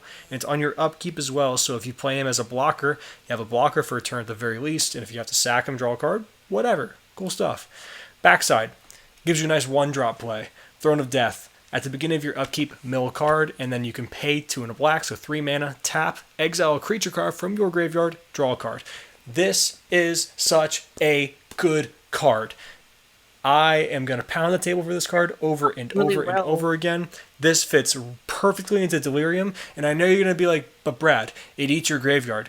Delirium doesn't want that. Delirium can fill its grave enough to the point where it doesn't matter if you're eating your own grave. If you're at the point where you're playing a 6/6 beater, Especially with Uro out. Yeah, and with Uro out. If you're at the point where you can play a 6/6 beater and you're choosing the 6/6 beater over the potential of keeping Delirium on, which by the way, even with eating your graveyard, with Uro being around, like even when it was around, you only need one of each. Yeah, so you can still keep Delirium fairly consistently with this card, and the throne side, absolutely helping with the legendary rule, be able to just play it. It's great card, slept on. Yeah. Especially now that your Uro isn't going to be eating the 5 cards all the time, you can fill your graveyard and absolutely exile 2 cards to Egon every so often. Like, once a turn, you do not mind that. Even if it turns off Delirium for 1 turn, you really only care about Delirium for a couple cards in your deck. Like, Delirium is really only a piece of... Like, you want it for things like... Traverse. What's the card? The green card? Where it's Traverse. Traverse. And depending on certain builds, you might want things like Ishkanah. Ishkanah, you care about Delirium, but like Ishkanah is a great card. I really love that card a lot. It's a really cool card. Outside of Ishkanah and your Traverse, though, like you really don't care about Delirium. It's really just a mid-range deck that also happens to fill its graveyard occasionally. Before it was for Uro, but now you're going to want it for Egon. Now, Especially Juke, because Egon actually you seem to be technically focusing cheaper. very heavily on the idea of Sultai. Please don't forget Jund is a thing. You can play Croxa. You can play Croxa. However, I think that Croxa defeats kind of the purpose of wanting to go Delirium. Nope. Because I feel like... Nope. Disagree. 100%. Okay. 100%. I will die on that hill. Someone come for some of that playing. I played Jund Delirium last year in the Pioneer Invitational and got to the top 4. That was my best performance on the server as we see a turn 1 elf from the Golgari player. And battling it on the elf. Nice. No turn 2 Steely for you. But yeah, I played Delirium. My best season I ever played, even when I was playing Kethis, was with Jund Delirium last year. When Inverter was around, Mono White was around, and Breach. And yeah, Croxa eating your yard, doesn't matter with Delirium. Same thing with Egon. Like, it does not matter. It's not that I think Croxa eating your yard is a problem. It's more so I think if you're playing Croxa and Egon, where it might be a little bit more of an issue. You got 2 6/6 beaters to roll kind of back where on. And like that's fine. I'm also just saying if you're playing both, it might be a little bit more of an issue than if you're just playing one. So that's just kind of where I'm at. I'm more than willing to be proven wrong. It's more so I'm just thinking about the fact that yes, playing Croxa is good and playing Egon is good. However, if you're going to be eating cards to Croxa a lot and eating cards with Egon, that's where you might have a little bit of an issue. I mean, at the end of the day, But, if you're doing both, let's say you have 2 6/6s on board. I mean, I'm not really too upset about not having Delirium active for a couple of turns when I have 12 damage on board. Yeah, and again, it's not even the problem of keeping Delirium online. It's more so just the problem of having the cards to eat, because Crox is going to take 5 cards from your graveyard, and then Egon's going to have to take 2 every turn. What do you have to fill your graveyard? You have your Satyr Wayfinder is the card, I think. Yep, it's and the Banishing 2-mana Light on Satyr. the Steelleaf Champion. Okay. So testing. But outside of Satyr Wayfinder, what do you have to fill your graveyard? Yeah, Fable Passage. Like, I'm trying to think what other flip cards. side of Egon of Death being the 1-drop. And then you just run a plethora of removal so you can fill it naturally. That way, like Sultai usually does. Or Jund in this case would as well. But yeah, Satyr is usually what carries it in terms of like filling it actively, aggressively. And you could go into Stitcher Supplier, and Grizzly Salvage is a card as well. So I don't really like Stitcher Supplier in that kind of deck, personally. But Grizzly Salvage, fantastic as a 1 or 2 of. Okay. It's funny how Stitcher Supplier has just made itself the ubiquitous like card for milling yourself in every format.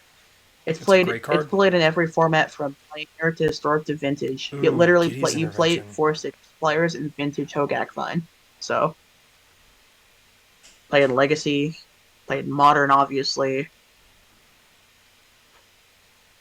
Well, it's not played much in Modern anymore because the Crab Vine decks sort of fell off for Dredge, but when Crab Vine was a big deck, you typically played Stitcher Supplier.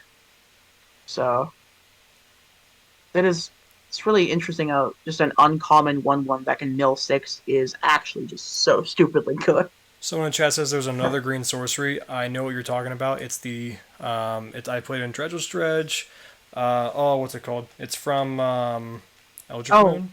The 2-mana Origins one. Oh, was it Origins? It's Origins. It's literally Grizzly Salvage, but it's a green and 1 from Origins. Yeah. And I think it's a little bit different, but I think it's mostly the same. Gather the Pack. Yes, yeah, so I played Gather the Pack. Yeah, that was Dredgeless Dredge was my first Pioneer deck I ever built. It was the first and my favorite deck of all time. Pioneer Dredgeless Dredge is and was my favorite Pioneer deck I've ever played, and quite honestly, one of my favorite decks I've ever played in any format ever. I loved that deck so much. And I am so sad that it just doesn't really do anything anymore. It's just not good. And it makes me so sad. Ripsaw Spells is better at what it does. Not only that, but it folds to graveyard hate when there's already a lot of graveyard hate being played. If you're gonna play, a graveyard deck, you're gonna play Oops All Spells because it's just way faster. So, but yeah, I have my old list right now. Stitcher Suppliers, Narcomoeba Satyr, Wayfinders, Scrap Heap Scroungers, Prized Amalgams, Haunted Dead, Gurmag Angler. There's a really, really fun interaction you could do with that deck. Where what happened was Haunted Dead, if it was in the graveyard, you could pay 2 mana to discard 2 cards and return it from the graveyard to the battlefield. So what you would do is, if you activated it and discarded 2 Prized Amalgams, the Haunted Dead would still trigger it, so you'd bring back the Prized Amalgams at your end step. So you could just kill people out of nowhere, like you have like nothing on board, and your opponent's like, okay, faster, and you're like, cool. Like at the end of your second main phase, activate Haunted Dead, discarding 2 Prized Amalgams, bring them back. So I have a 2/1, a 1/1 flyer, and 2 3/3s, and just kill you out of the blue. It was really, really cool. Well, as we're talking about Dredge Stretch, we're watching Epic seal away another Steel Leaf champion and building themselves quite the board here with Baffling on board. Steel Leaf's gone because of seal away.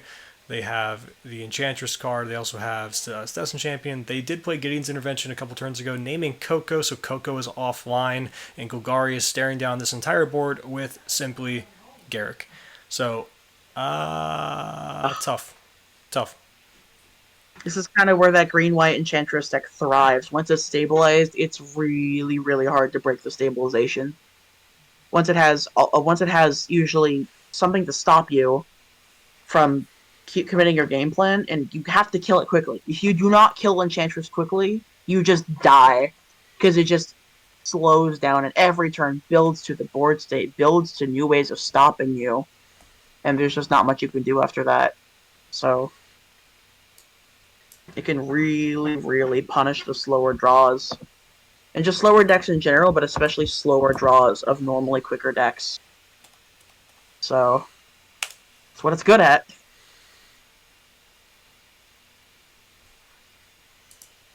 This is Kroxa. This is the card we want. This is the card we want. Look at that beautiful Kroxa. Oof. Definitely, it's absolutely gorgeous. And so What's really funny is I think. Yeah. It's funny. Kroxa is actually like a fringe CEDH commander. Because what you can do is you can do the World Gorger loop and make infinite mana that's just infinite.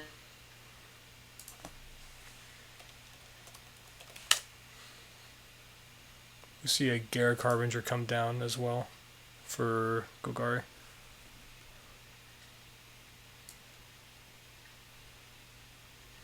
Which the hexproof from black isn't relevant, but if he can get in, make some contact, and look at the top 4, grab a creature, I mean, that'd be nice.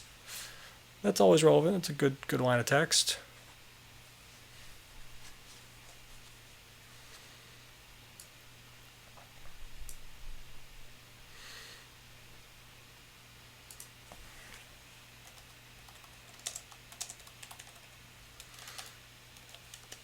And we have an Eidolon of Blossoms come down for Enchantress. Can you hear me? Sorry, I think my internet shut out for a sec. I hear you just fine. Eidolon of Blossoms coming in. Okay, cool. And a Baffling End on Garruk's Harbinger. What was the last thing you heard me say? Unsure. Okay, that's fine. I wasn't sure how long it was out, so... Last thing I remember, you were talking about Dredge. Oh. I went on a whole spiel about Kroxa before I realized that you couldn't hear me. Oh, I heard Kroxa something about EDH, and then that was the last thing I heard. Kroxa EDH. So yeah, is a really unique CEDH commander. So what you can do is you can do the World Gorger loop and make infinite mana, then you just infinitely cast Kroxa, let it die, and cast it, then let it die to its own ETB trigger. You can do that in so Pioneer you just too. Make infinite mana off the World Gorger. Yeah, well, not with the World Gorger loop, though. No, but you can do it with the, what's it called? The Moth. The Moth? The Moth from Ikoria. But, I mean, yeah, I know, but how do you remove the counter, then? You run Solemnity. It's Solemnity. Well, okay. I guess that's fair. Okay, I guess that's fair. The difference is this is a 2-card combo in the commands, but yeah. Solemnity and Numinous Broodmoth. Broadmoth. Weren't people like hyping up Luminous Broodmoth and they just never did anything? Yes. I know some people were using Luminous Broodmoth and Historic Goblins for a bit. That was really funny. Because what you would do is it would let you get an extra trigger off your sacrifices There it to your is. goblin, the Skirk Prospector. So what you do is you would just use Skirk Prospector to sack your stuff, give them flying and +1/+1, and make a bunch of mana. And if you had a haste enable, you just got a flying bigger creature, and you got the mana. So that was really funny. I remember that. You could have a board state of just like nothing, and then you would just have a Luminous Broodmoth, and then you would play Skirk Prospector and a haste enabler, and then you would just sacrifice everything, make more mana, and just dump everything on the battlefield, keep sacrificing them, give them flying and +1/+1. That was really funny. Those were weird, but funny. We are now at the point of Golgari being at 2 cards in hand, and Enchantress keeps drawing cards. And that Calyx also just has a couple O-rings like attached to it, so if anything ever happens to be a problem, they just O-ring it away. Yeah. So It's hard to beat Enchantress at this point, I think we're game. just yeah. This is once Enchantress gets to this point, there's not really any deck in the format that can actually deal with this. I feel outside of like decks that have alternate win cons or win cons that don't require attacking. Like if you're gonna like Reclamation, then maybe, but like if you can expansion explosion them for a lot, you can kill them. But outside of that, I don't really think there's anything else that can get past this. Technically, Oops All Spells can, but if Oops All Spells was a deck in this game right now, there would be a Rest in Peace on the field, so. We did just have, let's see, reporting from table 3, Tyler Bulmer wins over Haas. That was the Jund aggro list. We have Calcifer over RQFE 2-0. I don't know what those were running, and then Immortal Sun over, on table 4 is one. So I think this is the last table at the moment. Cool.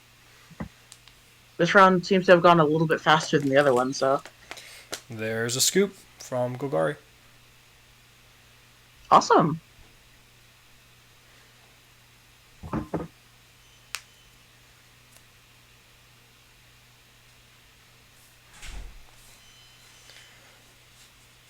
So, we're on to round 3 then, or? Looks to be that way. Cool, and there are 4 rounds. Should be 4 rounds, if I recall correctly. Cool. So yeah, I think that's what I remember telling you, but I already forgot. So. We're getting there. This is it's been interesting so far. We've seen some really interesting decks, and people are already kind of brewing around the idea of Uro being gone. So it's nice to see. Definitely. Like I said, it seems like one of those things where, okay, Uro's not technically gone yet, but he might as well because nobody wants to play with or against him. So, kind of feel like the situation we're in right now is like you said, sort of like a gentleman's agreement kind of thing where, like, I'm going to hate myself and everybody else is going to hate me if I play it, so I won't play it.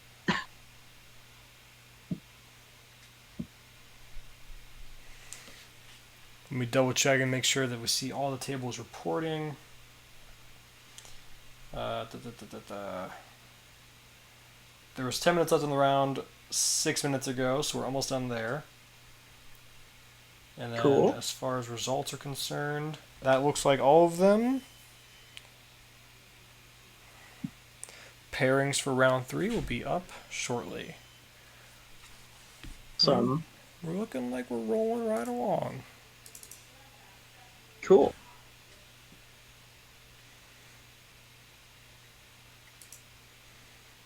And go back here. I think I need to find lunch or something like that. Uber Eats is always beautiful. No, beautiful as far as not the price, but True. okay with Chinese? Do you want Chinese food? Yeah. Do you just want chow mein and orange chicken, or just rice? Rice. All right. Looks like we're picking up Okay. some orders. Yeah, we're.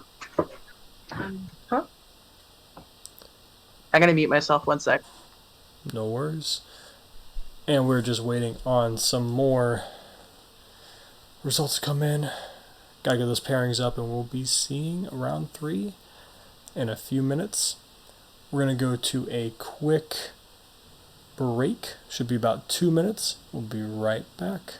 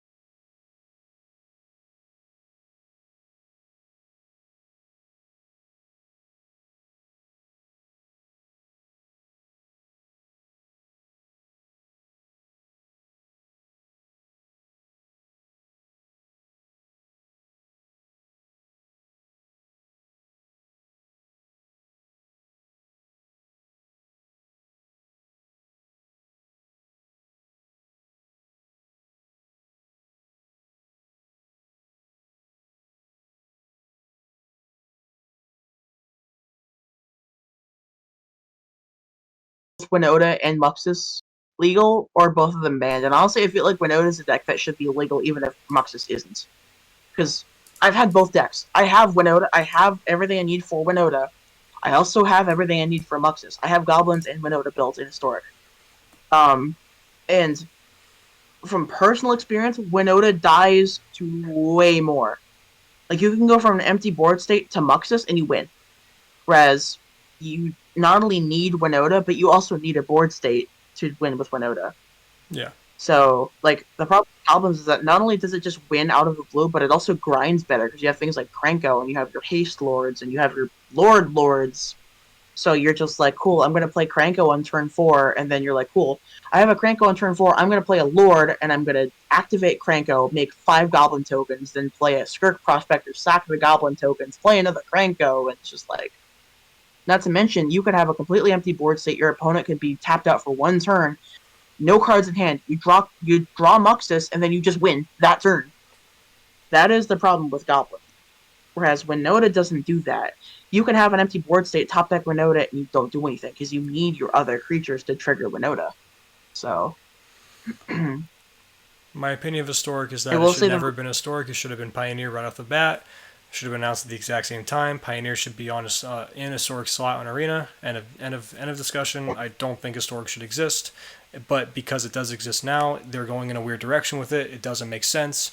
Tell me what you want for the format. Be consistent. And so far, they have not been consistent with Historic whatsoever in terms of the direction of bannings, cards being printed in the format, and the handling of the format very early on, up until recently. And the only reason Historic has even done well is because of the pandemic. Otherwise, Historic, I don't think, would be a format anyone would care about. True to an extent, however, I also do want to say that I enjoy Historic more than Pioneer right now. But... I mean, I love the formats, but just, yes, I'm fully aware that the bannings are stupid and they make absolutely no sense. However, in practice of playing Pioneer, whether a card should be unbanned or banned or not, the format is actually fun, at least to me and to a lot of people I know. It is a format that, while yes, it makes no sense why certain cards are legal and not, what is legal leads to a card pool in which it actually is fun to some extent. You have things like Rakdos Pyromancer. You have things like Goblins, obviously. You have Uro Pile. It was actually in Pioneer first. I'm aware. But you can play almost the exact same deck in Historic. I'm not comparing Historic to Pioneer. They're different formats. My goal about this is not to say one is better than the other. I'm just trying to say that Historic isn't as bad as a lot of people say it is. It is a format that makes no sense and probably shouldn't be there, but while we have it, we should play it. It's actually fun. You know, like, I have 12 or 13 different Historic decks built, and I enjoy playing all of them. I have everything from, you know, kill you on turn 3 burn to Bant Turbo Fog, and I enjoy all of them. They're just fun. And you have that different perspective of Pioneer where you don't have certain cards legal. Like right now, as far back as we've gone as Kaladesh, besides some random insert cards. So you have... It's basically a lot of cards from like Kaladesh Standard and Amonkhet Standard that are making their way in. So you have this weird like nomenclature of like... You can't play some decks that were really strong at the time. Like God Pharaoh's gift decks exist, but they're not as powerful as they were in, say, Dominaria Standard. Rakdos Chain Whirler is a deck that doesn't really exist, to be honest, even though that was far and away the best deck in Dominaria and Core 19 Standard for a while. So you have this weird thing of... It's basically the strongest... Because Pioneer has that weird thing where it's not just the strongest decks from, you know, Standards past anymore. That's kind of what it was in the beginning, or kind of what it tried to associate itself with. You know, you had, like... Sure, you're playing a lot of decks that were more powerful then, but you also have the fact that you're not only playing decks from Standards past, you know? You have a lot of what Pioneer was, especially when people started catching on to the Oko stuff, was just 2019-2020 Standard with cards from before sprinkled in. Whereas when you're playing Historic, you genuinely feel like you're playing Standard from Standard past, you know? Like, a lot of the decks that are really good in Historic are literally just upgraded versions of standard pass. Things like Godfarrow's Gift exist. They're just mono black. You have a mono black Godfarrow's Gift deck. You have blue white normally, of course. You also have things like Rakdos Pyromancer, which never really existed in standard, and if it did, it would have been in like core 2014 time. You have things like blue white control, but the difference is there's different flavors. You can play the more, controlling Dominaria, just no win con, or you can just straight up play like Gearhulk control. You have all these different. You can play Teamwear Marvel, and Teamwear Marvel isn't even good. I have Teamwear Marvel built when I just want to mess around and floop an Emrakul, or not an Emrakul, an Ulamog into play. Like, you have every flavor of deck that you want to play, and I almost feel like there's more freedom to play what you want in Historic than there is in Pioneer. Because Pioneer is a lot more cutthroat. You have a lot of decks that can... Every deck in Pioneer has to have a goal that it works towards quickly, or at least establish itself earlier on. Whereas Historic, you can actually steal games a lot with things like Teamer Marvel, or even decks that just dirtle around a lot. So, I guess that's sort of my rant on Historic. I wish people would give it more of a chance before just dunking on it, and I know a lot of people do give it a chance, but the problem is I think a lot of people compare it to Pioneer, or it should have just been Pioneer, or it should have been whatever. Whereas if you don't compare it to that and just look at it as its own format, I think a lot of people will actually enjoy it more. But that's my rant on Historic. I'm done. So. Well, during the rant, we've seen a few trades back and forth. We saw Scrap Heap come back out and get reanimated. We've seen a what's the one from Zendikar Rising with the nice showcase art, by the way. So Mono Black has made some trades. We've seen a couple of sweepers come in from Azorius, and we're trying to see if Mono Black can close this one out as a Dreadwander comes in. Keep the pressure going. You got looks like 7 power on board. The Black deck. That is that really good thing about the Mono Black deck. It can just keep coming back against recursive things. You Supreme Verdict on 4, Mono Black says, sure, I'm going to keep dumping the same creatures back onto the board again. That's what makes it so good, because of the recursive threats that keep coming back and putting pressure on. So, that's why a lot more exile-based removal typically tends to be better against Mono Black. So, yeah, we'll have to see how that goes. But typically, I feel like Mono Black is typically pretty favored against just blue-white control. Because blue-white control doesn't typically have a lot of just straight exile removal. So they're going to board wipe you and you just keep saying, sure, that's fine, I'll just keep recurring my threats. So, yeah. Skyclave Shade is a really cool card. I really like that card. It's kind of like the fixed Bloodghast. It's like they took Bloodghast and were like, okay, well, this is broken. Let's try to make it a little bit less broken. So while they gave it an extra power, they lowered the toughness, but they made you actually have to spend mana on it. I would say it's more comparable to Scrap Heap. Yeah, like I said, it's definitely more comparable to Scrap Heap in its ability and the way it plays, but it's very clearly trying to replicate what Bloodghast was, but make it more fair. Like, they said, let's take Bloodghast and make it more fair, but in the process they made something closer to Scrap Heap. So. But I also like how they added that kicker where, it, especially for Mono Black, where if you flood, sometimes you can just die to your own flood. So Skyclave Shade adds that kicker on where if you top deck a land and you have no cards in hand, you can just reanimate Skyclave Shade as, what is it, like a 5/3 or whatever it'll be? So yep. It's like it turns that land drop into not only just fodder for your landfall, but it also turns it into the ability to cast it as a bigger creature. So, which is nice. It is really cool. And the alternate art is phenomenal. Oh, absolutely. It's gorgeous. It's really cool. So, yeah, honestly, I feel like even with this Teferi on board, they need to stabilize quickly and have a way to just stop these recursive threats, which I don't know if they have. Like, they need some... Well, we got 4 damage coming in. All at him, not Teferi.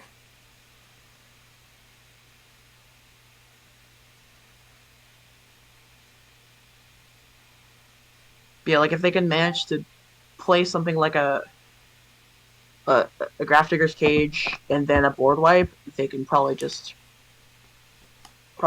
completely Now, take Juke, I over. know But we did until then, they're spend gonna. a good few minutes talking about historic, but you have to remember this is Pioneer. Grafdigger's Cage is not main decked in control decks here.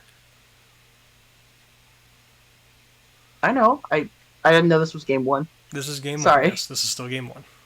Sorry. I didn't. Sorry. I didn't know this was game one. But yeah, no, this is pretty hard for blue white to win game one. So.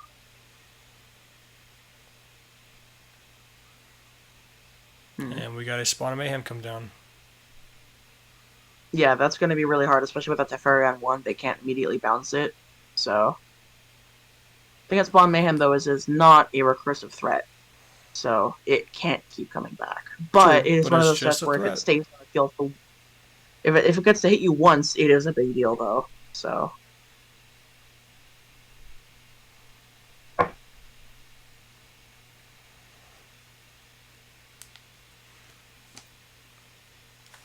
See what control draws here. Tick up.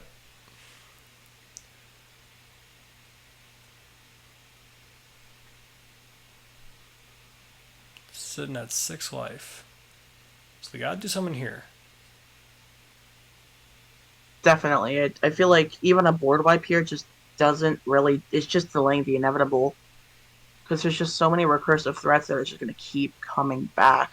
They're passing back, so they Like, have something to do. And on the upkeep, that is going to take one at least, so. Yep, down to 5. So 5 to 19. First damage for black.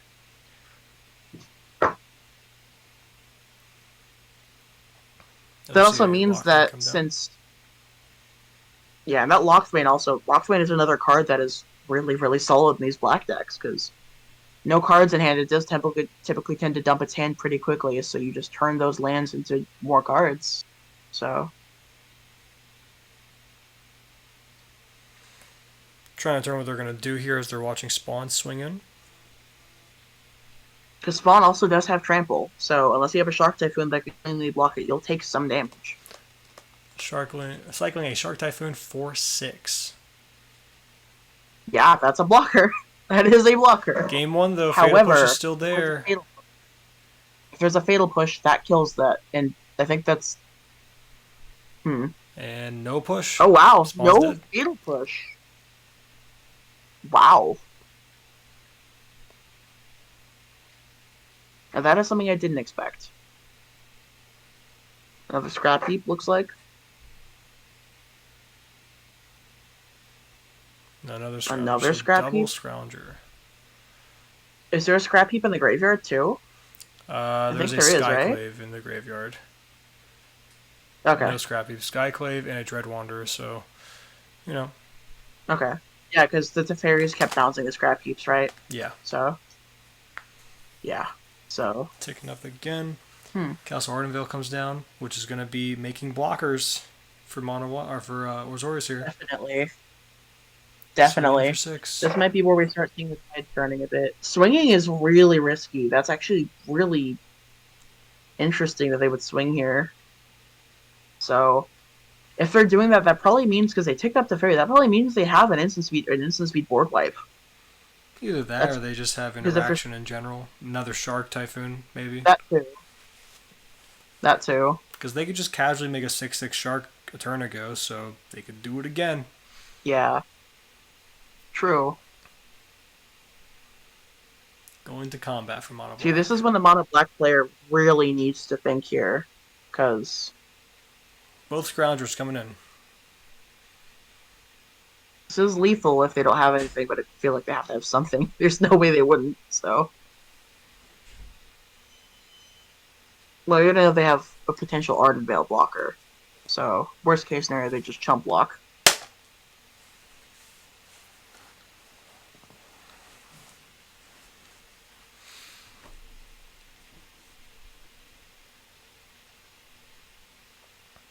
Interesting.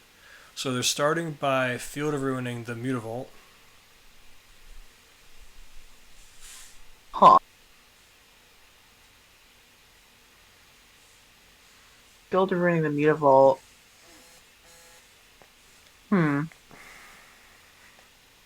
If they do that, that means they can't activate Arden Veil, right? I think. Maybe. Because I think it's 5 mana, you have to tap 4 and Arden Veil, so that means they probably have a board wipe? Like an instant speed verdict kind of thing? But I don't know. They're going to Azorius Hmm. Charm a Scrounger, and Azorius Charm the other one as well. Oh.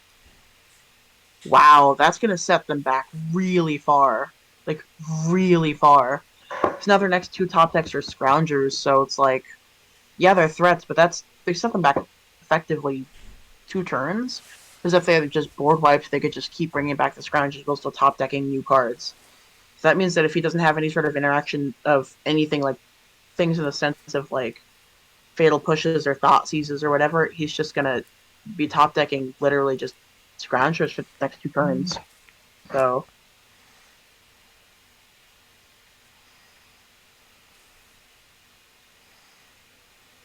Cyclave Shade. And is that There's a a push. fatal push? Yeah, there's a push. No cards in No hand. cards in hand. I mean, no, the next 2 cards are Scroungers. Well, they drew one of them So already and played it. Dread Wander.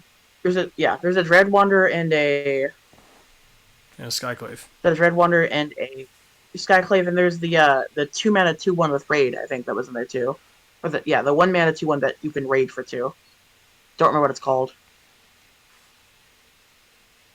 Let me see.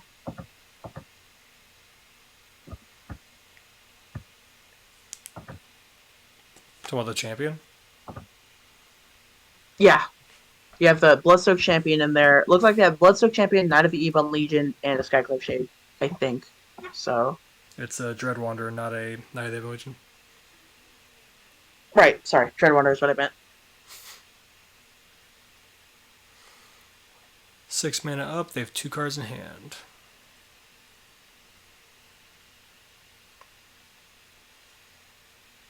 Or 1 card in hand, this is their end step.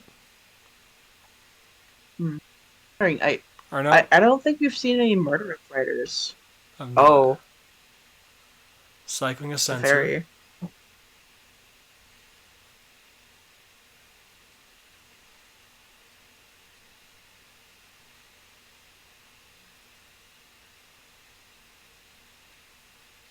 Passing it back. Wow. They didn't uptick or downtick Teferi? They upticked to 4. They were at 3. Oh, it's the same Teferi. Right. I don't know why I thought they played new Teferi. They upticked to 4, okay. Huh. Swinging in for 6. And instant speed Supreme Verdict. Yeah, it's about what I expected. As far as, and we know there's no more lands either to landfall right now because we know they're empty-handed and they have a scrap heap on top. So Yeah. They can bring out a Dread Wanderer. And they can also just play the Scrappy from their hand. They also got Raid, so there's a Bloodsoaked Champion too. Yeah, so probably Champion and Scrappy is the play here. Yeah. Yep.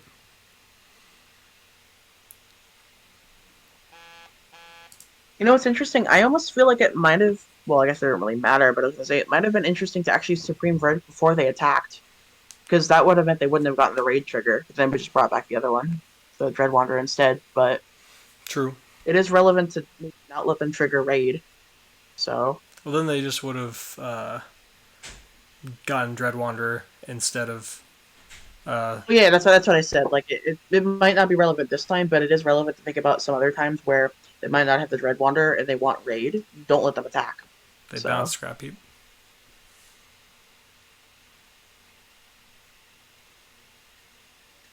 Yeah, this is where Teferi does his thing. Just kind of like gets to tick up, bounce your thing, tick up.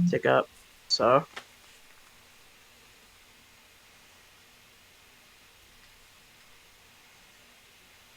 And if the blue white manages to fire off any sort of major card draw spell, whether that's a dig or Sphinx's Rev or something, it's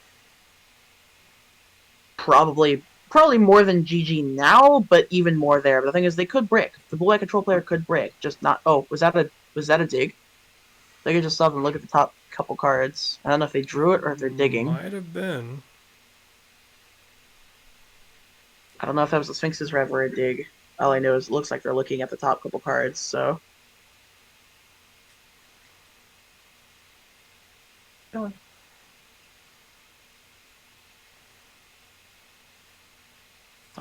We're still about 10 minutes away.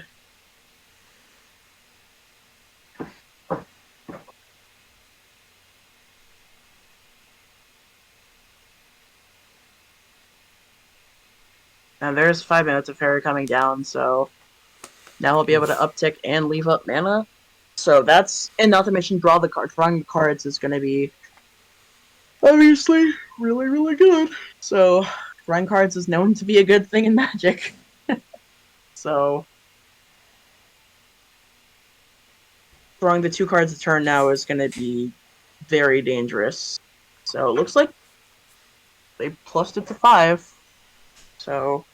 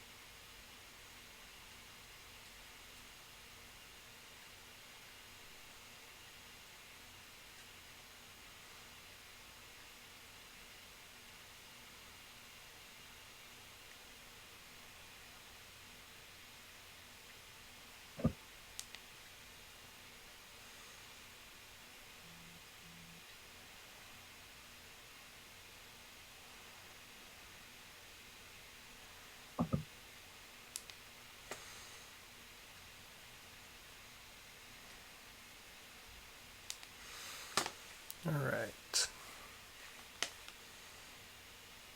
everything okay? Yes.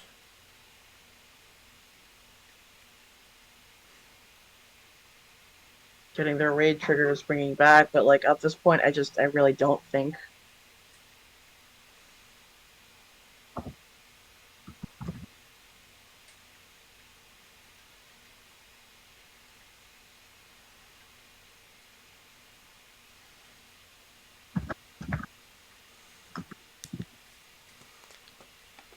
Empty-handed yet again for Mono Black, and they just keep jamming down these recursive threats. Yeah, the jamming of the recursive threats definitely is something that the whole point of playing Mono Black as opposed to something like Burn is that while your threats they just keep coming back, so it's a little bit better against things where the removal isn't necessarily exile removal. So you can just keep applying pressure, but the problem is when there's 2 Teferi's on the board, there's just like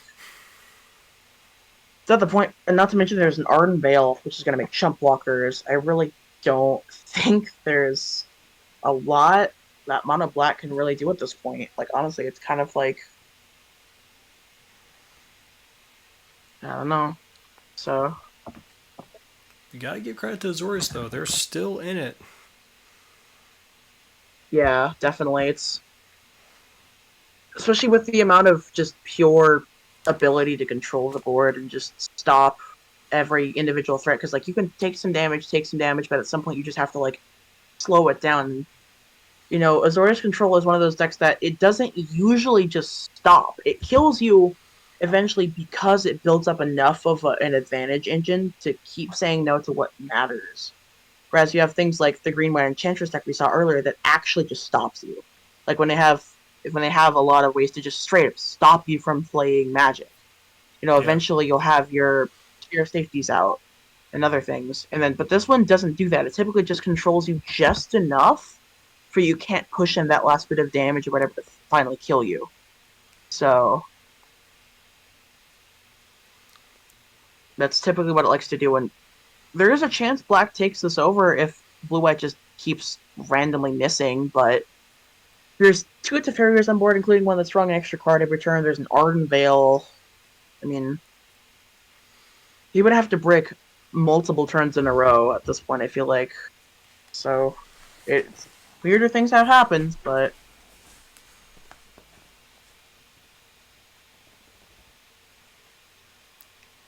Blue-white's about to do a lot of stuff right now, based on how they're talking.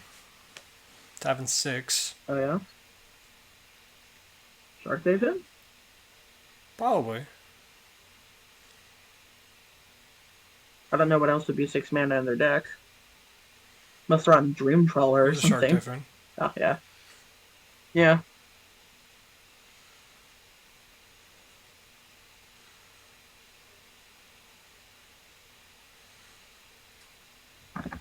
So they're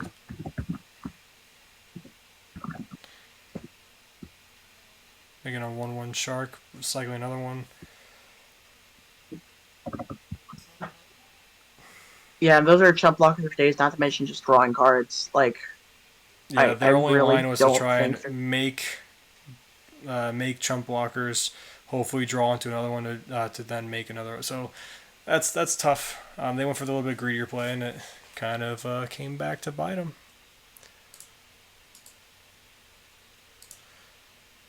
Now, gotta go back here for now.